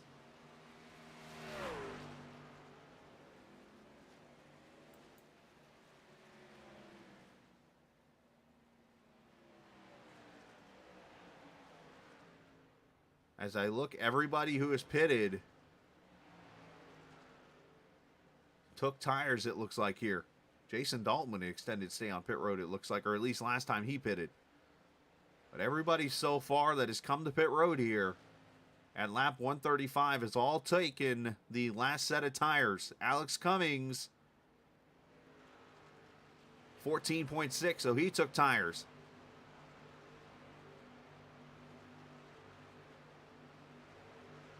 So this is where it gets interesting, because now if a yellow comes out in these next 32 laps, you're going to see people not be able to pit because of tires. They've got what they've got the rest of the way here. As Fontaine leads right now, he is yet to come to pit road. And now here he comes.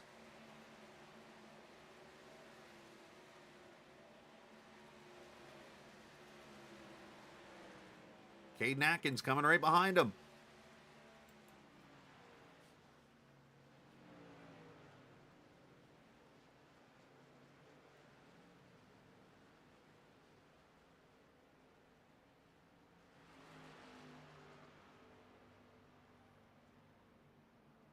He's taking tires also. Does Caden Atkins try something different? I'm looking out the right side over here. Caden Atkins is not taking tires.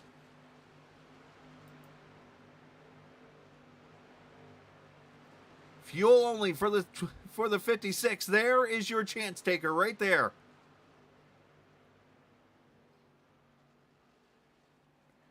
Dean's on pit road. Always remember that when you're racing. If you're going to do the same thing that the others do, you're never going to beat them unless you're just straight faster than them. But if you're back behind them the whole entire race, what makes you think you're going to beat them? You got to do something different. I applaud Caden Atkins for doing something different. All right, so those who have not come to pit road yet, Jason Dalton, from what I'm seeing here, and Blaine Sparling, Cedric Ingram. Those two are the only, or three are the only ones not to be on pit road. Everybody I am seeing except Caden Atkins took tires.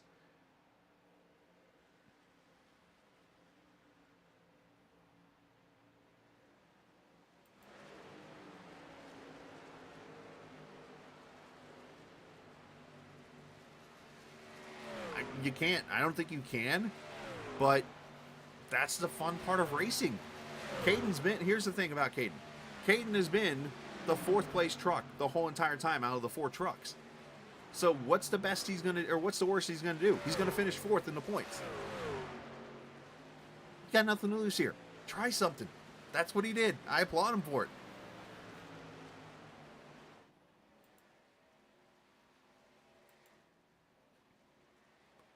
So Sparling, Ingram, and then Stephen Miles. That'll cycle everything back around to the 7 truck once we get these other two on pit road. It'll be Miles, Cook, Strayer, Cummings, and Knupp eventually becoming your top 5. And here's an interesting development starting to shape up here. Let's go back to this battle in the playoff race for the championship. Alex Cummings has about a second over Dane Cruz. Sam Fontaine, remember, he pitted about 2 laps after these guys did. Let me correct myself. 2 laps after Cummings, 4 laps after Cruz. Sam is 4 seconds back, almost 5 seconds back from those other 2 now. And he's got 26 laps to get to him.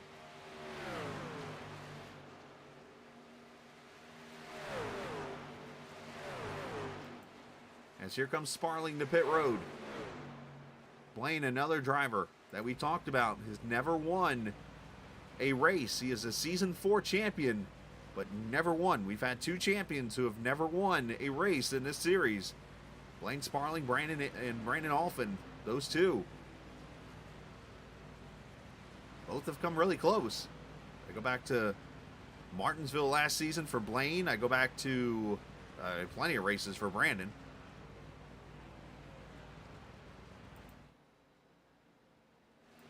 But Cedric Ingram leading this race now.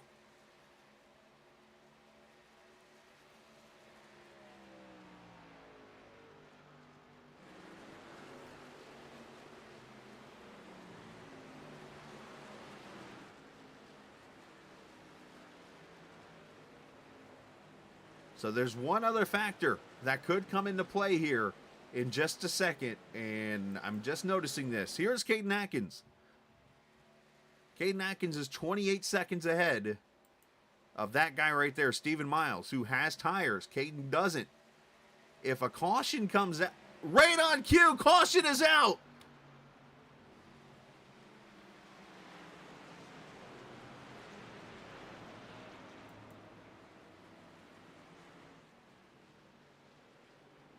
And I think Jason Dalton had issues coming off pit road. I was about to say that Caden would get lapped.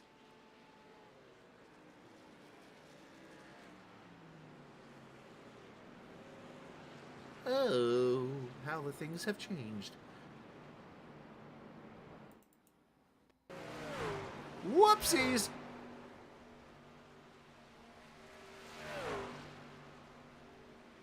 Unfortunate for Dalton.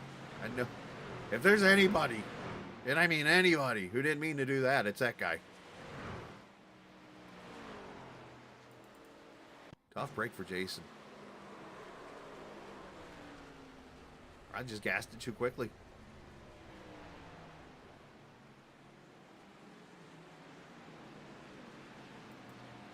All right, so Cedric Ingram and Caden Atkins come to pit road here. Did Cedric have a set of tires?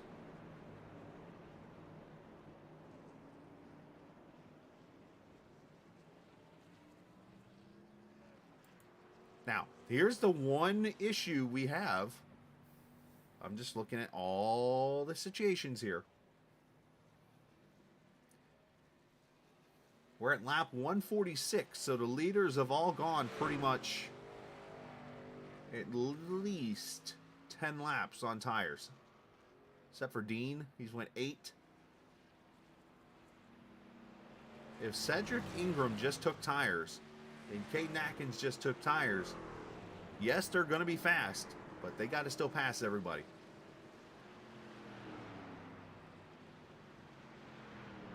And yes, this just really got interesting.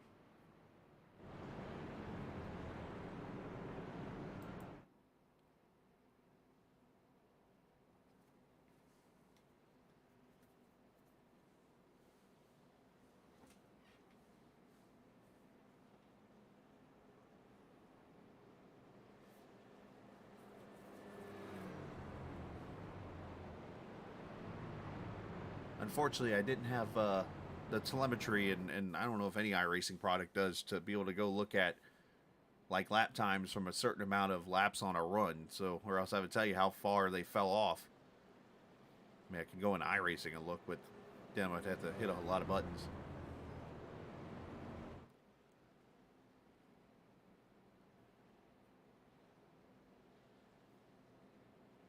Interesting, interesting.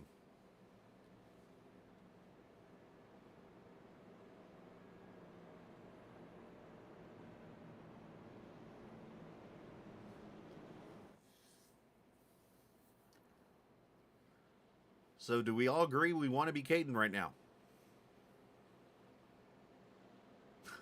I'm not smart enough to do any of that. I've made one app in my life. It was a radio station app in Indiana. I think it actually still exists. But it was one of those, like, when I put the app together, it was literally me call this person, do this, this, this, this, and that, and done. That was the app.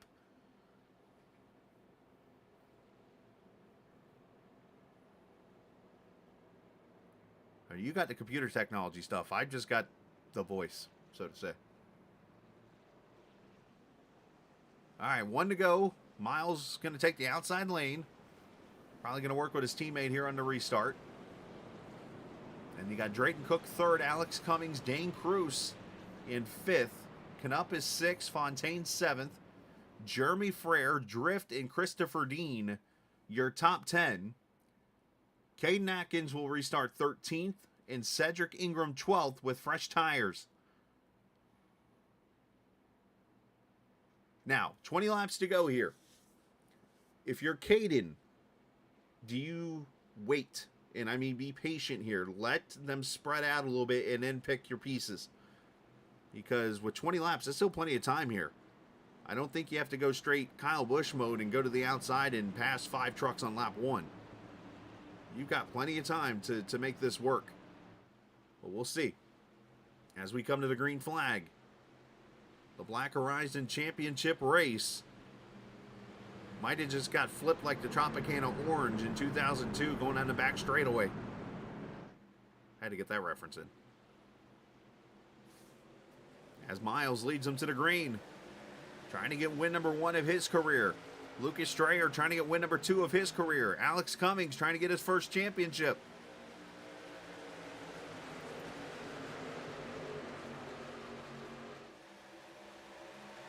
Caden looks like just going to be patient.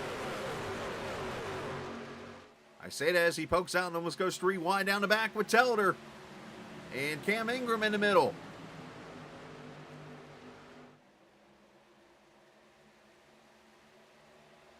Oh, hold on, Cam.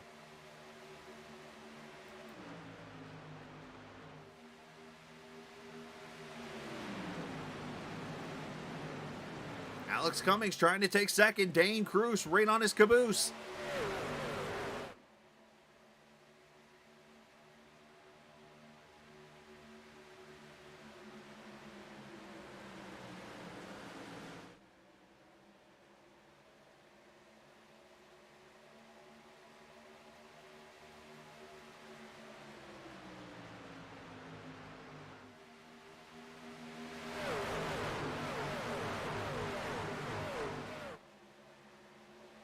Everybody side by side right now, giving each other plenty of room here. Good close racing throughout.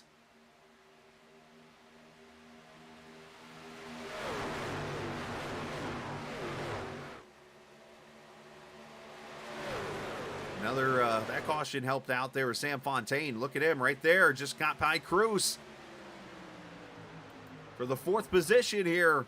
You're 3 of the top 4 in the playoffs right here in the top 4. As Cummings going to go for the lead off 2.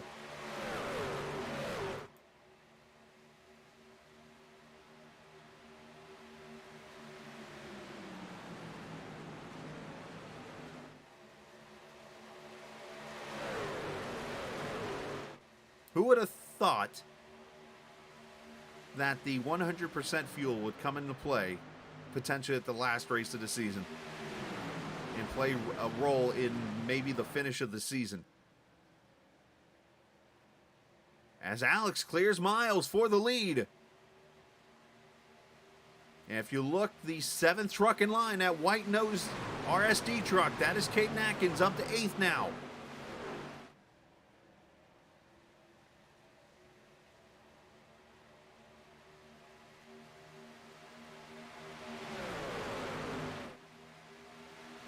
Fontaine clears for 2nd. And Cedric Ingram's off the track. The other driver potentially with the tires just spun over in the front straightaway, no caution. Here comes Caden to the outside of Dean.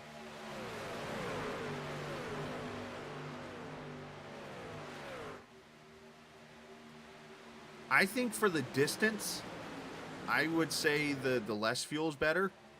But I think for the distance you guys run, I almost wonder if maybe going between both of them, maybe like an 80%, I think would be the better call.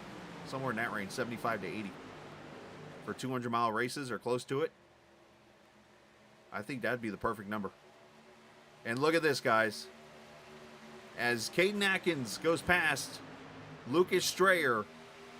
Remember what I said earlier for the end of the race? What could potentially happen? It seems to always work itself out. Stephen Miles right now is in a sandwich of all 4 playoff drivers.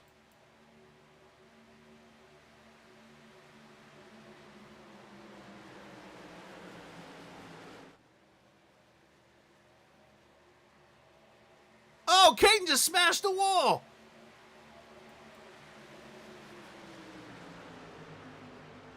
He got tight behind his teammate there and caught the outside wall. That's probably going to do him in. And now contact with Strayers. He's in the wall again. Strayer goes spinning hard in the wall. That's going to bring the caution out.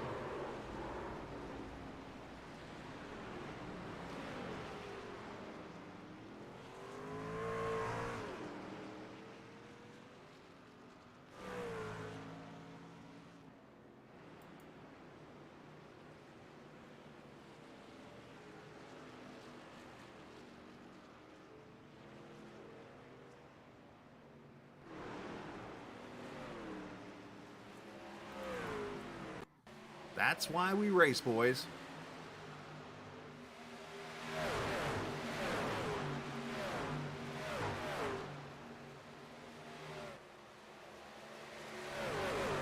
Dean gets a piece of it. Didn't see who the truck was on the inside of Dean.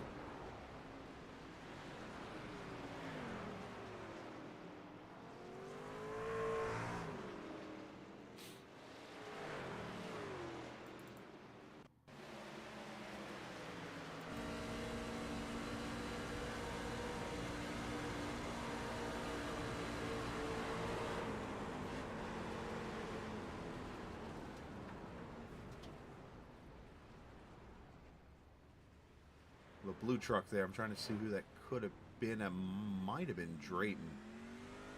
A caution out for the 4th time here.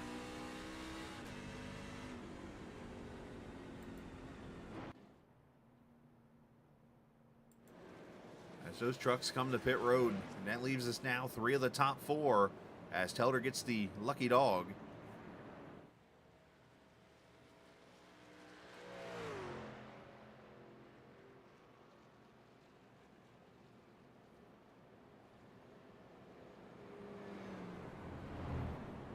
So let's throw the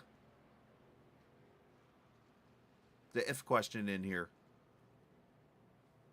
Was Caden too conservative in kind of being patient coming through the field, or should he have come full tilt, or was he doing the right thing there? I personally think he was doing the right thing, letting the race kind of come to him.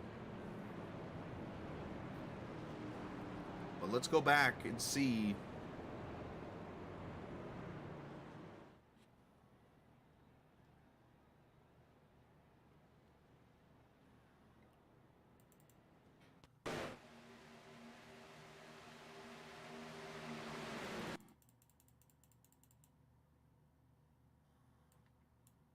Rewinding here. Let's watch and see what caused. See, Caden's on the outside there with Cruz. Or of Cruz, I should say. And he was going. He was starting to get there. I mean, he was in the top 6 right there. And I wonder, you know what? He might, yeah, you know what? I could see it already. He's not expecting Dane to slide up. Somebody said a minute ago, was it another situation of PPM? I mean, different, I would say, version of it, because in the original version, when PPM took on Blaine Sparling, I mean, they almost didn't even show up to the race. They ran like 10th to 15th the whole entire race. Tonight, they were there. Now, of course, yes, you could bring up the situation where a lot of them wrecked each other.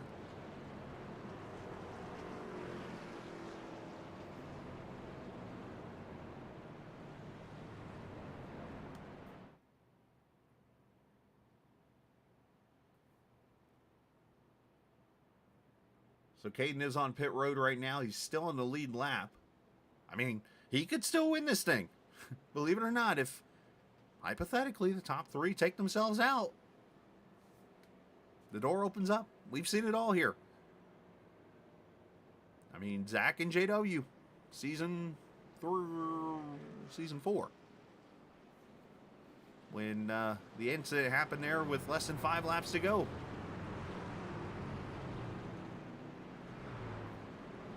Look at the viewer count just skyrocket here. Man, I hope you guys are enjoying the show. I've had fun. I mean, being able to talk to Sam during a green flag run, never done that in GLSR. That was cool. You know, having some fun with you guys tonight, having fun with the broadcast, and here we are 7 laps away, going to crown a champion. Well, right now, 7 laps.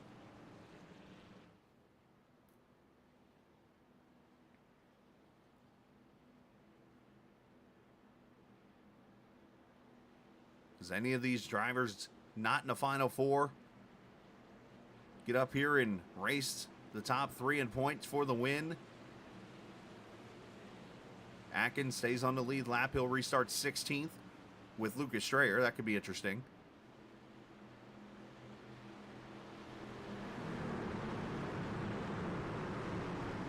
All right, pace car is in. 6 laps to go as of right now in the season.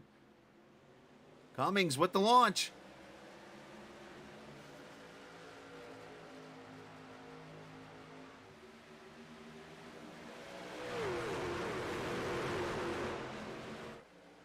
Fontaine's going to clear to second as of now. Should get the run there with the draft. Here comes Dane now. As Fontaine drops it to the bottom. Here we go.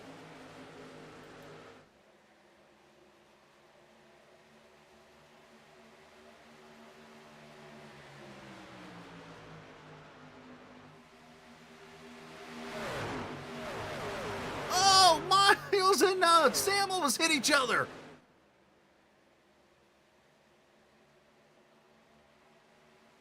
Great job by Miles to get out of the gas there. That almost got bad real quick.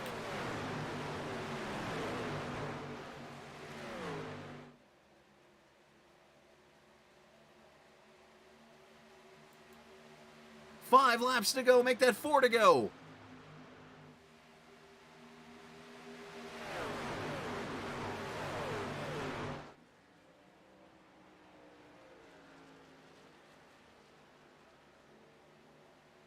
I never thought I'd say this. They're side by side and they're gaining.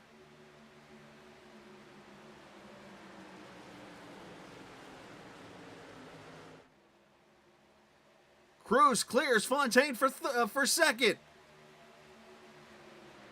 3 laps to go.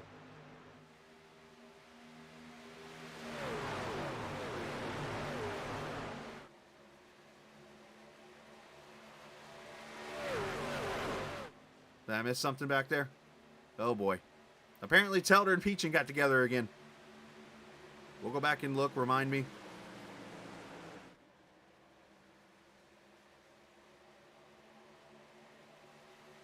So they come to the line, 2 laps to go.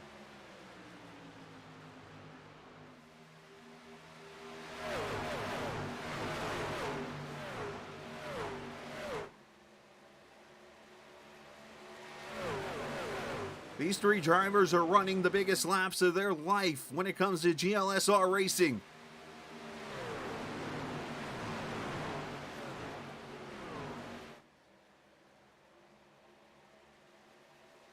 .5 miles to go. Final lap from Chicago. Alex Cummings with 0.3 of a second. Came into iRacing. Focused on dirt. He joined a league called Nora, where he met me. And like the oval racing, came over to GLSR, won his first couple races on dirt, was the points champion last season in the regular season, and tonight he becomes a champion in GLSR, the Black Horizon Truck Series champion, goes to Alex Cummings.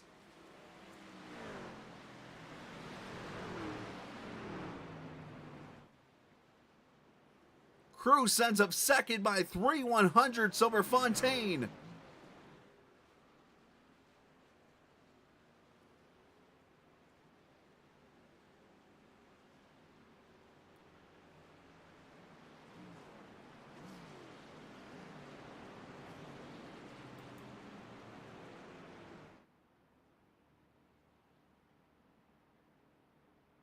Cummings grew up in Tennessee, likes to race those RC cars. You know, there was that part of him that was feeling terrible that he could not get the championship last season, and now redemption for the 63, officially the Season 8 champion in GLSR.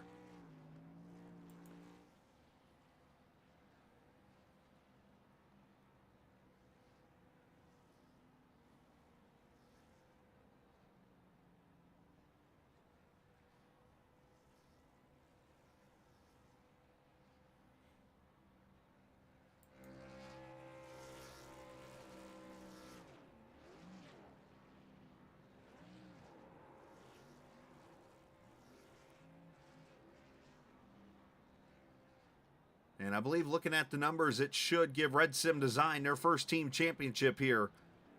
Also for them.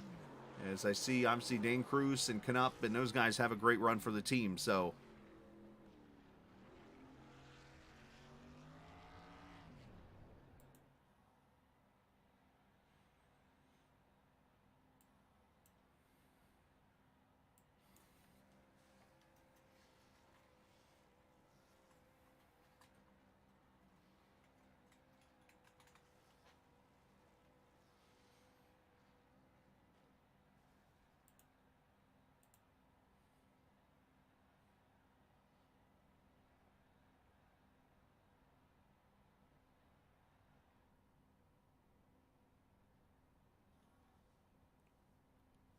he said he had the best long run truck, and that's exactly what it came down to, is having the older tires and put the long run in it. Let's take a look at the final results. And as I've always said, it's funny how those haters, we'll call them, always criticize the NASCAR system to say that it's rigged always in the last race because the top four always end up there. Well, this is as close as it gets. The top three, all playoff championship drivers. Cummings, Cruz, Fontaine, 1, 2, 3. That's exactly how they'll finish in the playoff race. Luke Knupp ends up 4th. Stephen Miles ends up 5th. Cedric Ingram, remember those 4 tires he had? Gets back to the 6th position. Jeremy Frere ends up 7th. Drayton Cook, Cam Ingram finishes 9th. We might need to look at that because that might be the first ever top 10 for a family in one race. 7th and 10th, or 6th and 10th, I believe. We'll have to look at that. Blaine Sparling in 10th. Drift finishes 11th. Telder 12th. Dean finishes 13th. Caden Atkins, unfortunately, going to walk out 14th. But hey, he threw the Hail Mary. I have no problem with what he did. Sean Peach in 15th. Lucas Strayer. Dalton Wilson ends with 17th with Jason Dalton in 18th. 19th goes to Sam Barnes. 20th to Ben Pierce. 21st, Tyler Brewer. 22nd to Brian Sutphin. Robert Lukens 23rd, Travis Ikavachi 24th, Tim Abril 25th, Bondurant in 26th, and Luke Daniels finishing in the 27th position. Congratulations, Luke, you finished last. All right, so we're going to talk to all 4 of those drivers. We'll talk to the top, well, I was going to say top 3, but they're 3 of the 4 drivers. So let's start working our way down the list here, and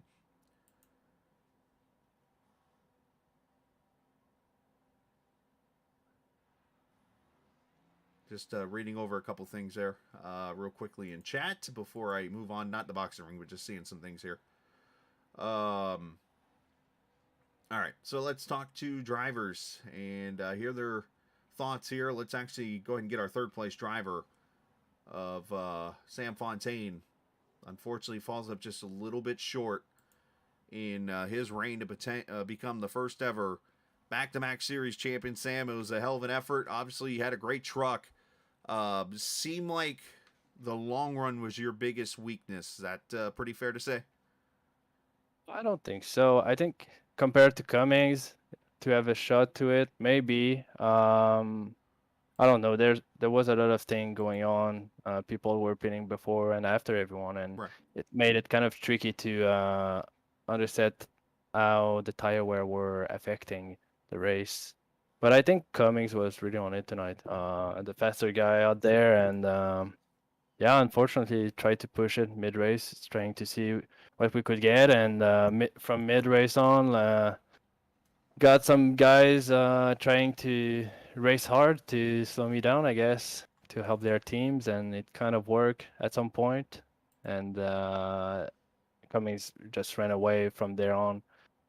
But no, I mean, we had a great race. It was fun, and really loved the season overall. So Yeah, obviously you've shown that you obviously are one of the best drivers in this series. It's easy to be said, and I know you'll probably play that down, and that's totally okay. But um, you can't help but think back to these last 2 seasons and know that next season you're going to come back probably stronger after this.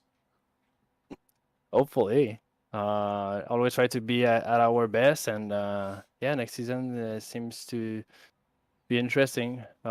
Different schedule, different tracks. It's gonna be interesting. So looking forward to that with all those guys. That should be fun. On the history side, how cool is it to be the only driver to have made 4 straight playoff Final Yeah, Fours? yeah. I mean, I always pride myself into racing smart the whole season in every series I ran, and that's how like we do our thing in real life too, where we go for the long shot the whole season, and hopefully like it pay off, and it seems that it did. The first season was the hardest to get used to every different drivers and everything, but from middle of the season to now, just put the work, and the goal was consistency and consistent. So we did it pretty well Absolutely, since man. now. Yeah, so. No, absolutely. You said it well there. So obviously, you take a little break here and go from there, man. A third place championship run for you this season. Send some shouts whoever you like to. Yeah.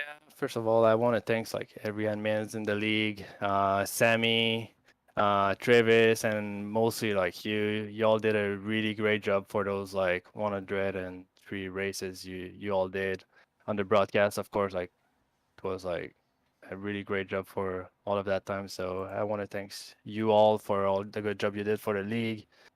And yeah, the guys in the team didn't win the team championship, but I mean, there's another season coming, so hopefully we get that one.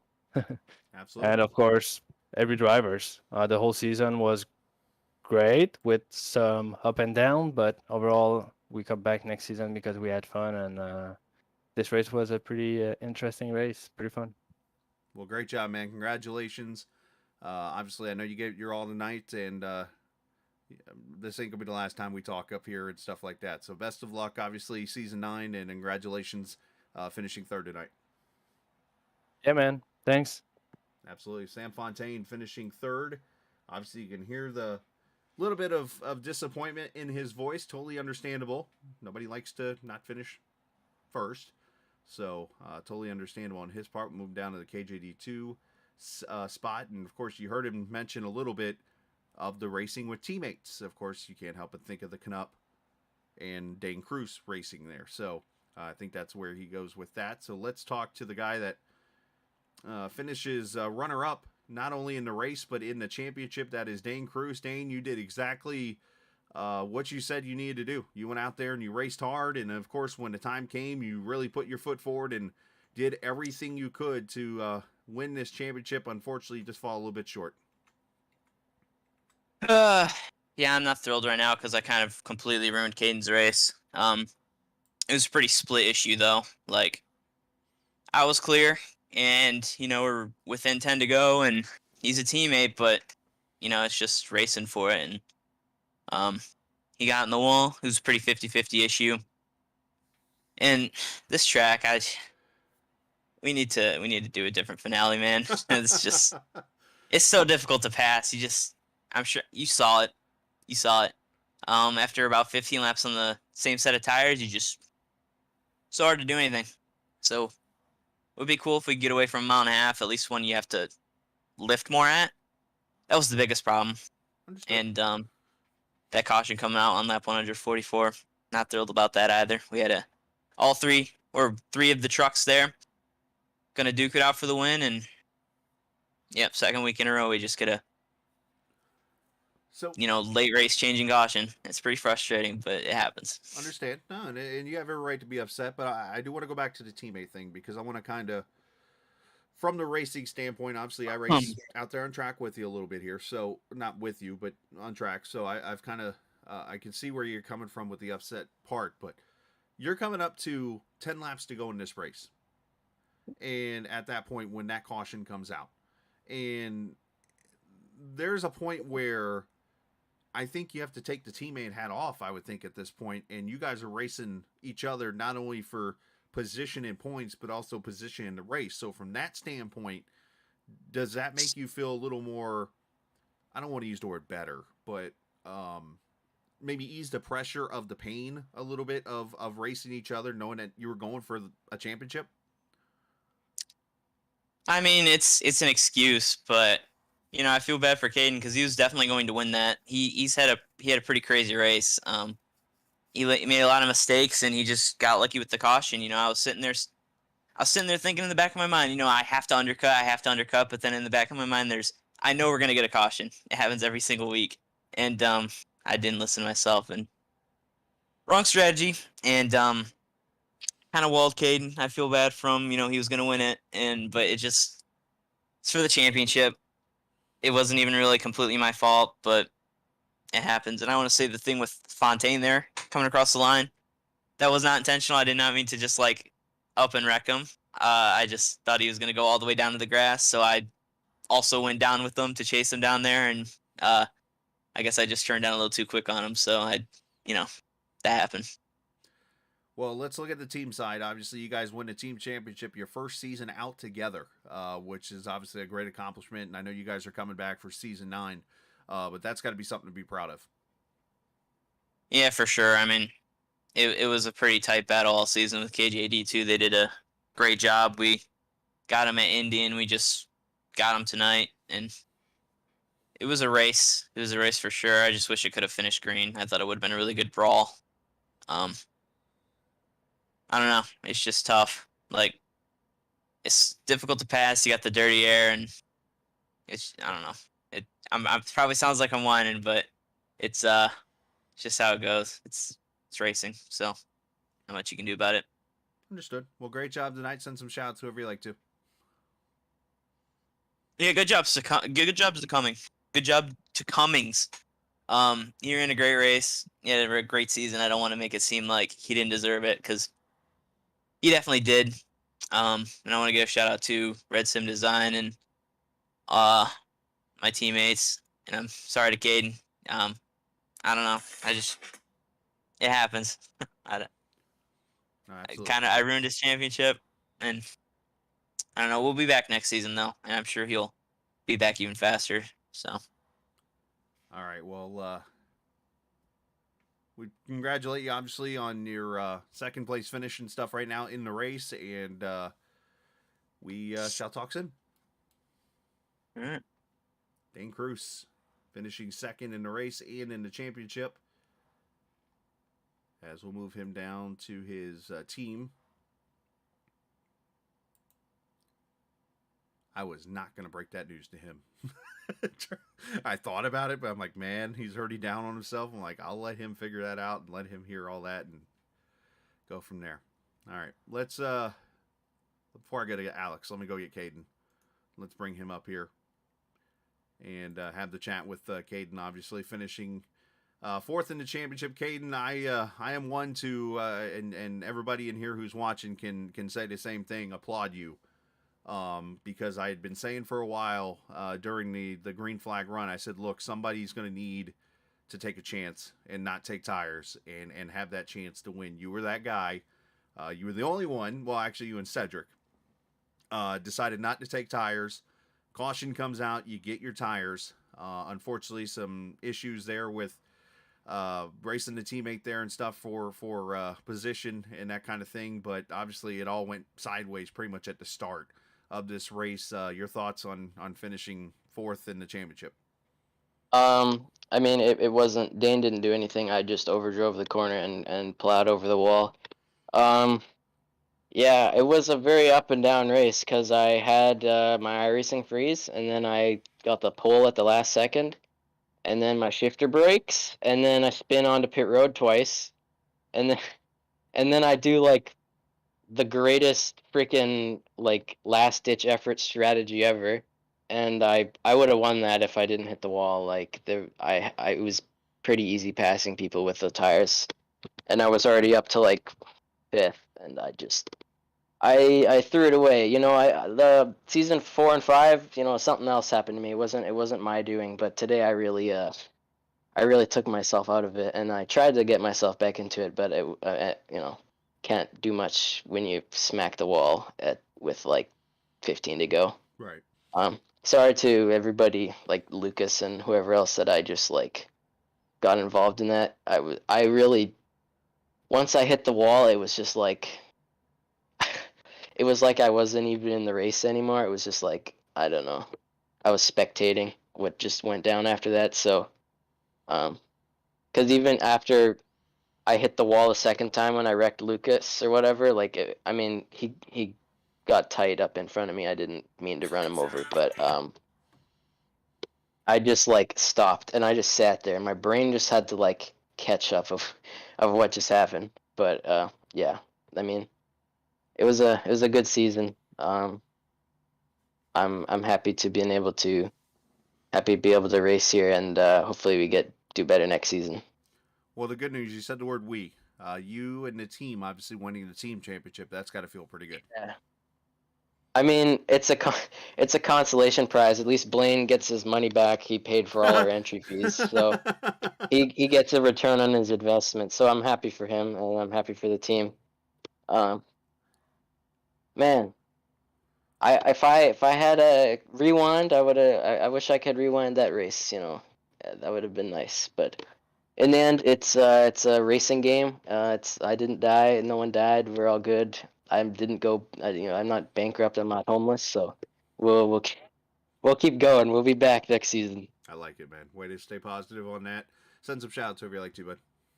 Well, shout out to Blaine for giving me and Dane a shot this season, and everyone for letting us back in the league. I know we've had our moments, but I feel like everybody's had theirs too. So I mean, we're just all here to race and have fun. And thank you to you so much for all you've done over the seasons with the broadcast, and same to Travis and Sam what they've done for the league. It's kind of like a new era for Great Lakes now. So I mean, we'll see what the future holds. Absolutely. I think you guys are in good hands. So, great job tonight, man. Congratulations. Your time's coming, bud. Yep, thank you. Absolutely. Caden Atkins, unfortunately, finishing, well, unofficially, fourth in the standings and 14th in the race here this evening, as we'll send him down there. As I know there's a lot of chat going on in different spots right now, so let's put him down in the Red Sim channel. There he goes down there, and so kind of curious to see what happens with that announcement if that comes. So let's, before we get our team or driver champion, I'm gonna bring Blaine up here. Blaine, congratulations, man. I wanted to bring you up here because man, you've done something that I don't want to say not many people have done, because obviously we've had first-time teams and first seasons win championships and stuff, but you obviously went out on a limb last season, breaking away from down under and created your own team and gone out there and you got yourself a team championship 14 races later. Well, I will say that it was a wild ride. It was a fun season.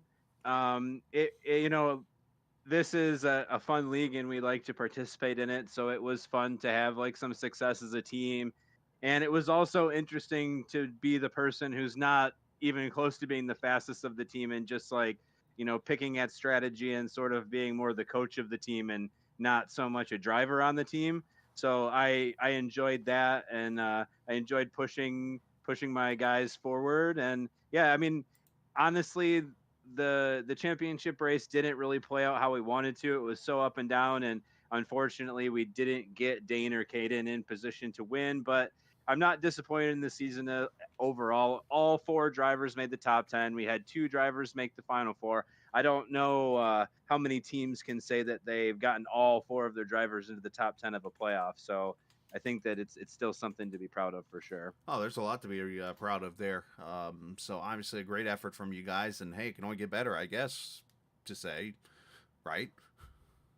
I mean, that hopefully it can only get better. You never know, 'cause Well, there's a lot of luck that goes into this too, right? So Right. just even if there is self improvement, there could be a much worse luck that affects us. So we'll take this one and enjoy it and not take it for granted. absolutely, man. Well, great job tonight. Congratulations. And you guys got the team championship for this season there with RSD. So great job. Thank you, I appreciate it. Absolutely. Blaine Sparling, champion team owner of the Red Sim Racing, as I'm getting some breaking news. And this is going to play some big effort or big effects on the championship race. And it kind of has a little irony to this whole thing. The last lap incident between Dane Cruz and Sam Fontaine. I'm going to go back here to the finish real quickly of this race. And let me go and get this accident real quickly for you guys, because obviously I didn't get a chance to show it on the stream. So I'm going to let everybody see it real quickly here. And we can evaluate what all happened as the white flag comes out.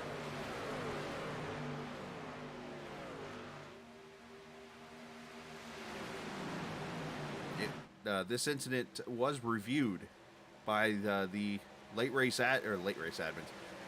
They're the whole race admins. I don't understand a late race admin, but either way, they were reviewed by the admins.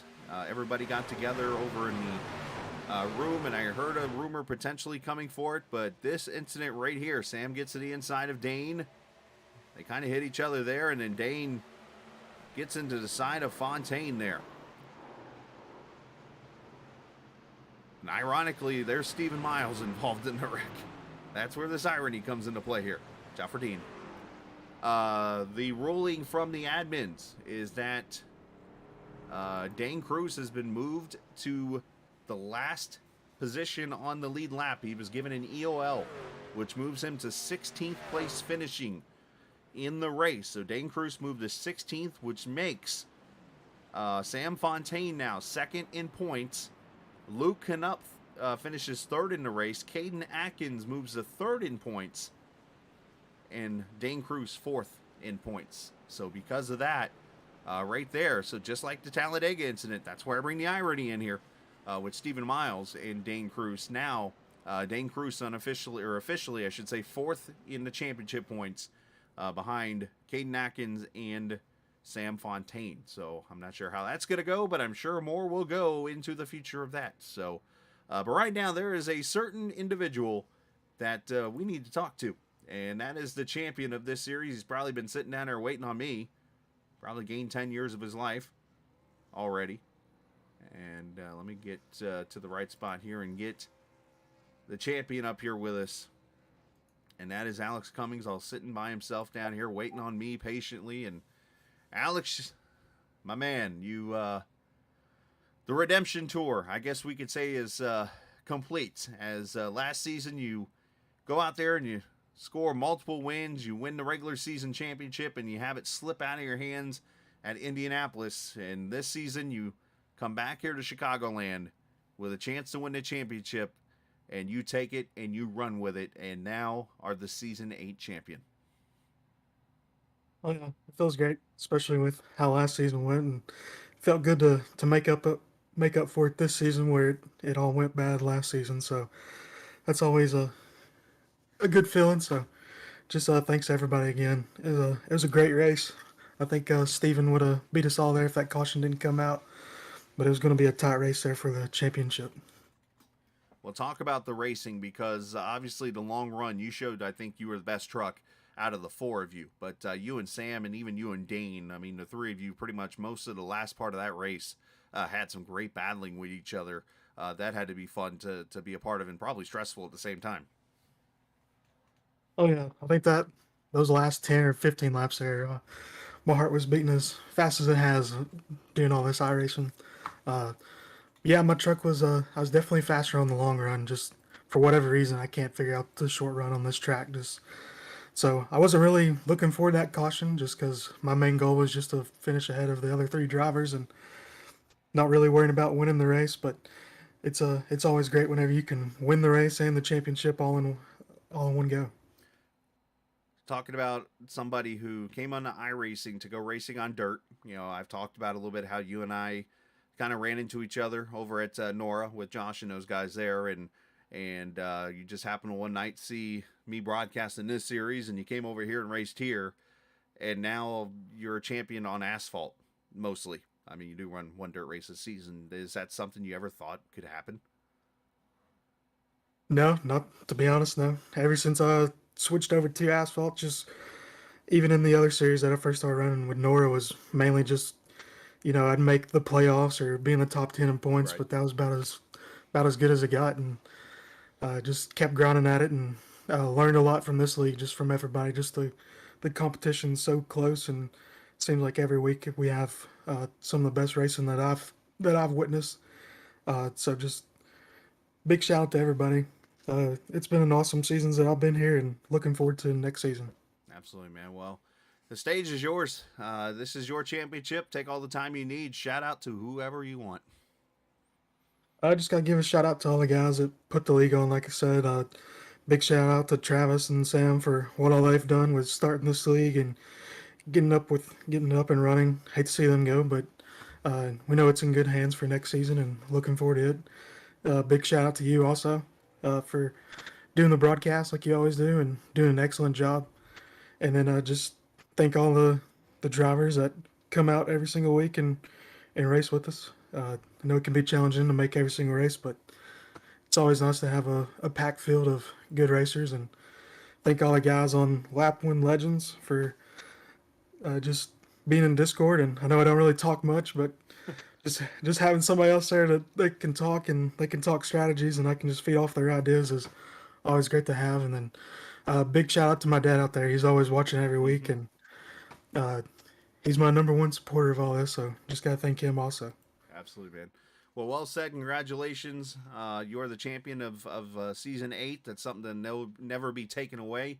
And you do continue the streak, by the way, of now 6 different champions in 6 seasons. So that's a cool one that you'll get to add, and no pressure on you for next season to be the first back-to-back.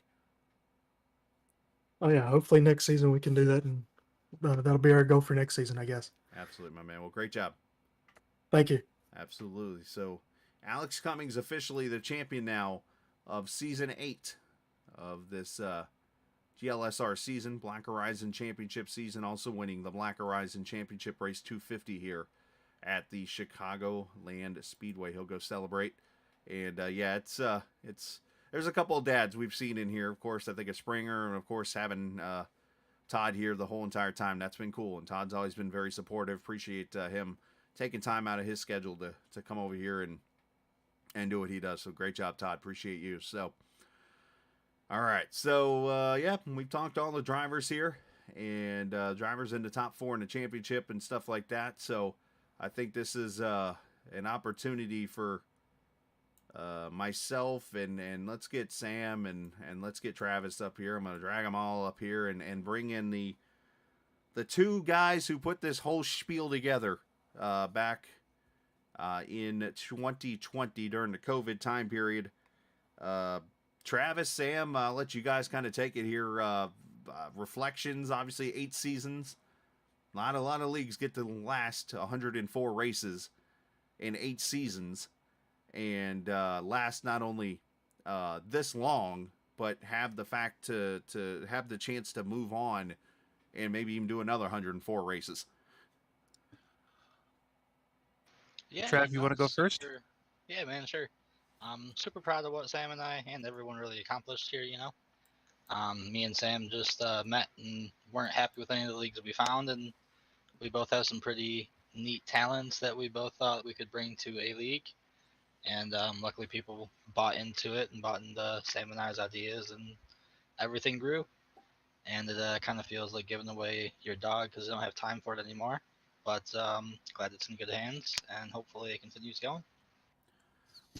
I mean, yeah, just to echo that, I thank everyone over all the years that we've done this and all the seasons and all the, we never were afraid to try stuff that was different, stuff that was unconventional, and it took a lot of openness from people who usually when you're looking for an oval league, give a pretty clear set idea of what you're looking for. And I think Travis and I and all the different admins over the years push the envelope of what an oval league can be, from trips to Japan to street races to the margarita bowl, putting the trucks on the I'll chili never forget bowl. that. So we can come up with all the ideas that we want, but if we don't have the people, coming in here to race, then it doesn't go forward. So I guess I'm happy that we got to do all the different things, from the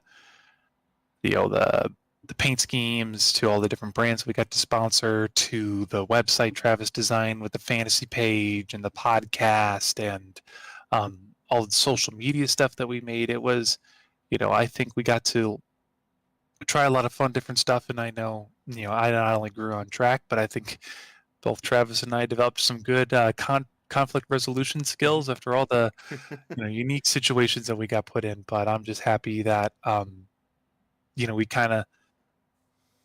we get to kind of get our moment to walk off into the sunset a little bit, and that the people here are still excited to press on and reform and kind of do their thing because they're happy and proud to keep going forward. So I think that's the ultimate sign of success, is when it's not Travis and my thing, it's everyone's thing, and they're going to take that thing and go forward. So what more can I ask for? Let me ask Travis, I'll ask you this first, and Sam, you can obviously go off this too. What was your favorite memory? Ooh, that's a hard one. Yeah. There are a bunch of really good Had ones. To do it. I Just can pick jump one. in. Sam, I if can you jump say your in. top three, it's at Canadian Tire. You're my favorite person of all time.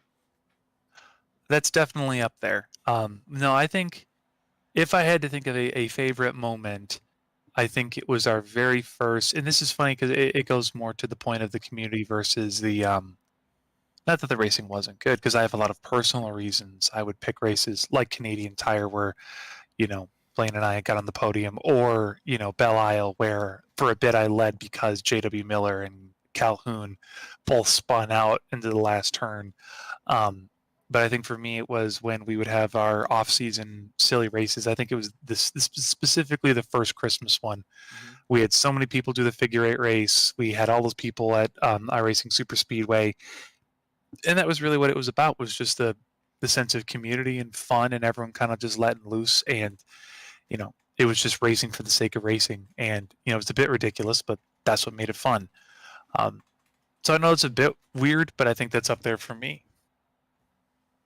Yeah, definitely echo some of the off-season races are great memories with everybody in chat, and really all of season one for that same reason.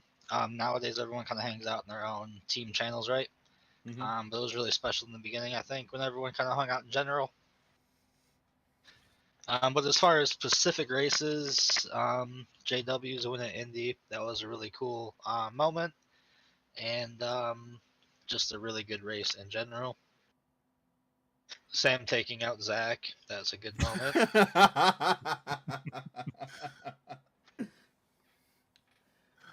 What about you almost winning this race a couple seasons ago? Yeah, that was a good one. Me, JW, and Alan were pretty close with the triple stint a few seasons ago. That was good. I also think, if I could echo in, I think all of the dirt races were some of my favorite, except the last one. Port Royal was not my favorite. I think you spun more race. times than the teacups at Disney.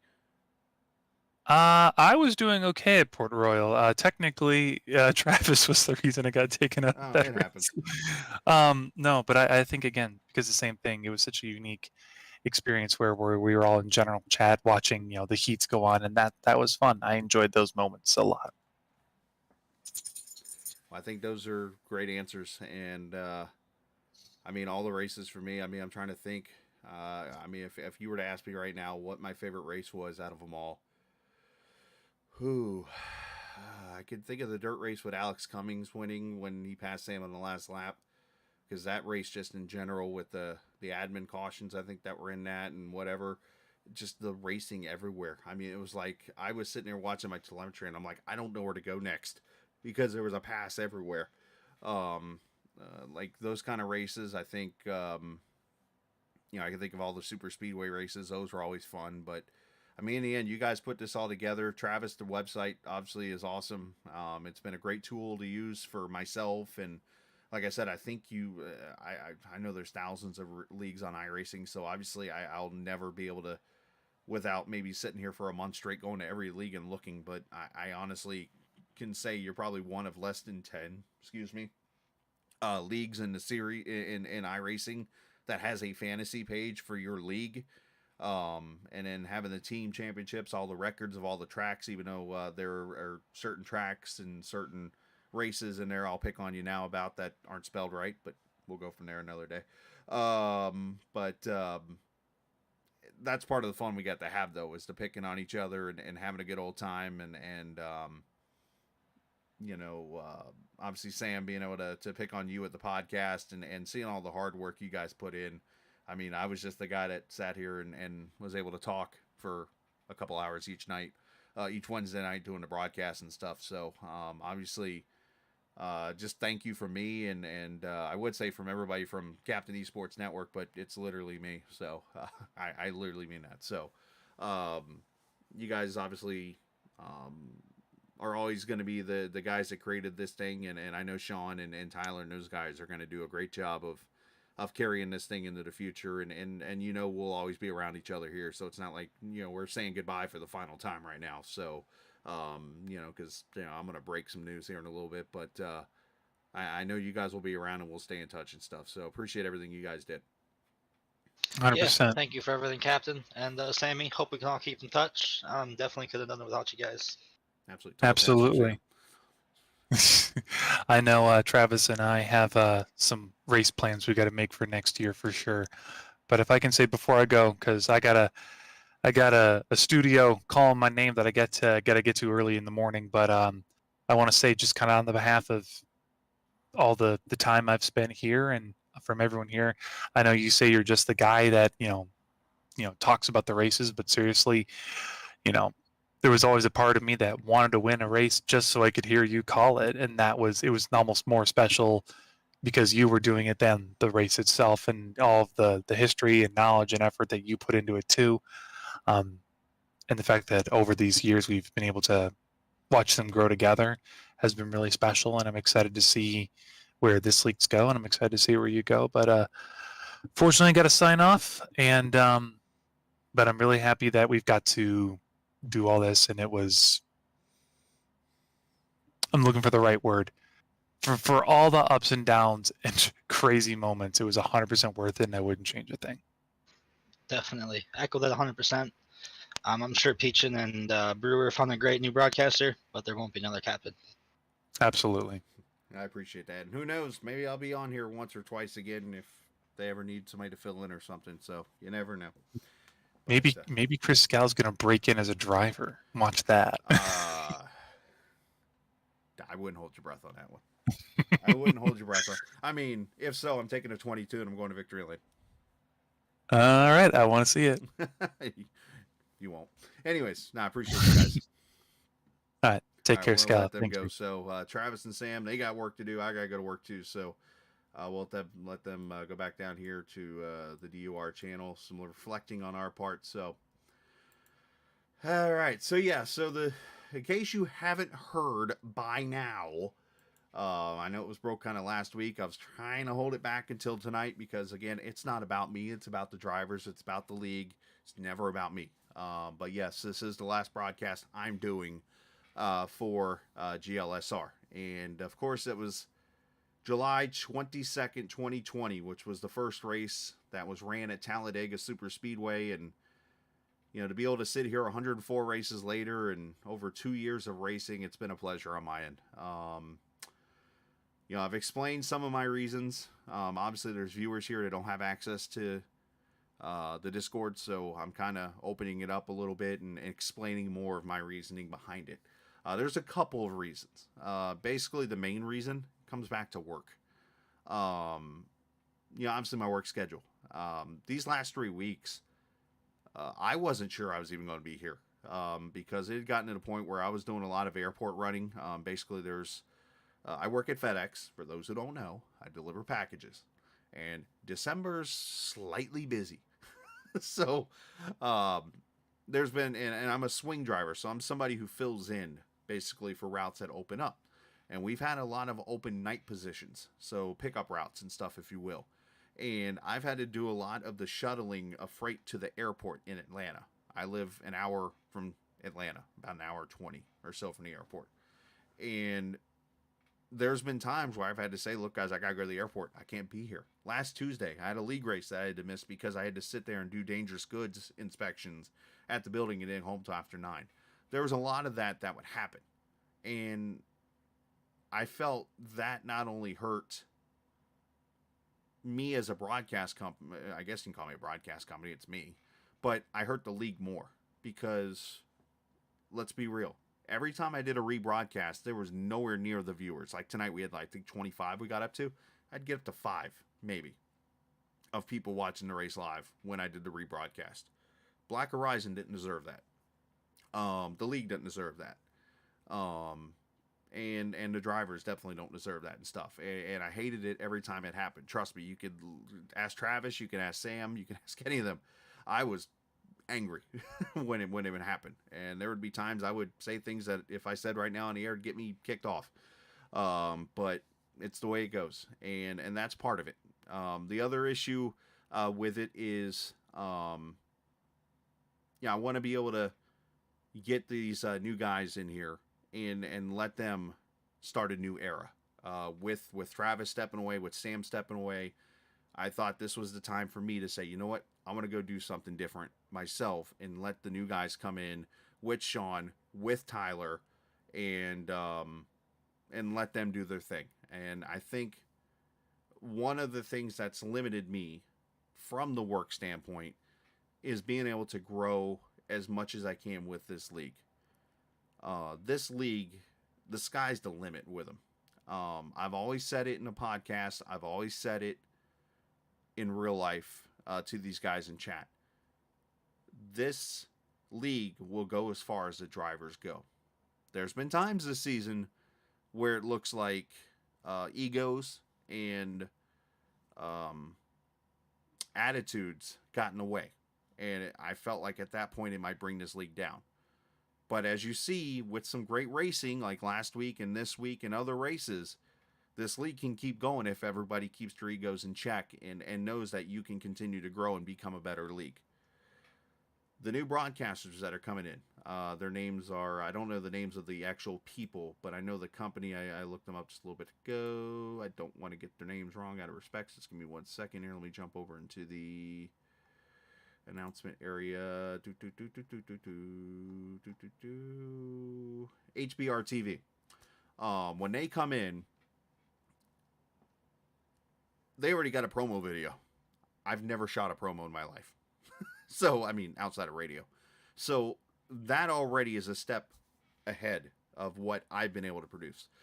Basically, with me and my broadcasting, it's my voice with a whole bunch of added features that I really don't even have control of. The cameras control themselves. The only thing I do sometimes is pick the onboard cameras.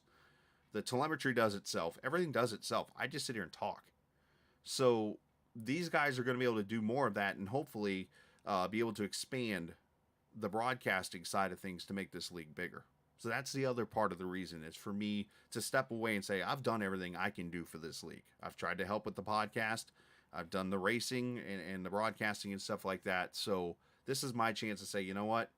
Let me step aside. Let's get these guys in here. I can focus on the work during the week now and not have to stress me. Man, I got this broadcast at 9 o'clock and be able to go on the air like I did tonight as the race is starting pretty much. So those are the main reasons is basically it comes back to work. But one, I want to see this league expand. I want to see this league grow and continue to grow. And I hope nothing but the best for HBR and Sean and them know if they need anything, I'm here. And here's the outside part of it, the next side of it. I'm really not going anywhere because I've been told, I've actually been talking with Lucas and with Steven and with Brandon. JW, I haven't really talked too much and I'm working on that. And I really haven't had a chance to talk to the TI side of things, really, even with Chris, because he's had some issues going on. And Chris, man, hope you're doing well. They want to come back. So it looks like I'm still going to be a team owner in this league. And with me being a team owner, I'm probably going to be down in their Discord channel the whole entire race, or most of the race, because that leads me to another thing. And Luke, I'm going to spoil it a little bit. But Luke has been asked to, Luke Daniels, to be a part of Lionheart, which is a pretty big IndyCar series. And that's kind of my next step. I'm actually going to go with him and be his crew chief slash strategist. And their races start about 10:15 each night. So I'm going to be here for majority of all the races, but then branching over to him and helping him out. And it gives me something cool to do on the side, because I've done the racing, I've done the broadcasting. I don't get to do crew chief stuff. That's kind of cool. It's something different for me to do. I've been on iRacing 10 years. So that's what I'm going to be doing for the most part. So as for GLSR, I'm not going anywhere. I'm going to be here. It's just not going to be in the broadcast booth. So who knows? There might be that night where the guys from HBR say, hey, I can't do the broadcast. And Sean comes to me and says, hey, can you do tonight? I'll be glad to step in and be there for these guys. So this is never going to be a final goodbye. And there's no such thing to me as a final goodbye until the good Lord takes us. And we've seen too much of that for good people lately. So, but that's basically my explanation and what's all going on. So from that standpoint, it's time for me to go. And I wish nothing but the best for HBR TV as they take over. You guys are in good hands in this league with Sean and with Tyler. I'm done rambling. It's pouring down rain outside, and apparently my daughter's not feeling good, so I'm going to go take care of that also. But I know I've got my quote that I always say at the end here. But tonight I want you to remember this as I walk away. That yes, this is iRacing, but in all the end, this is just a game. See ya.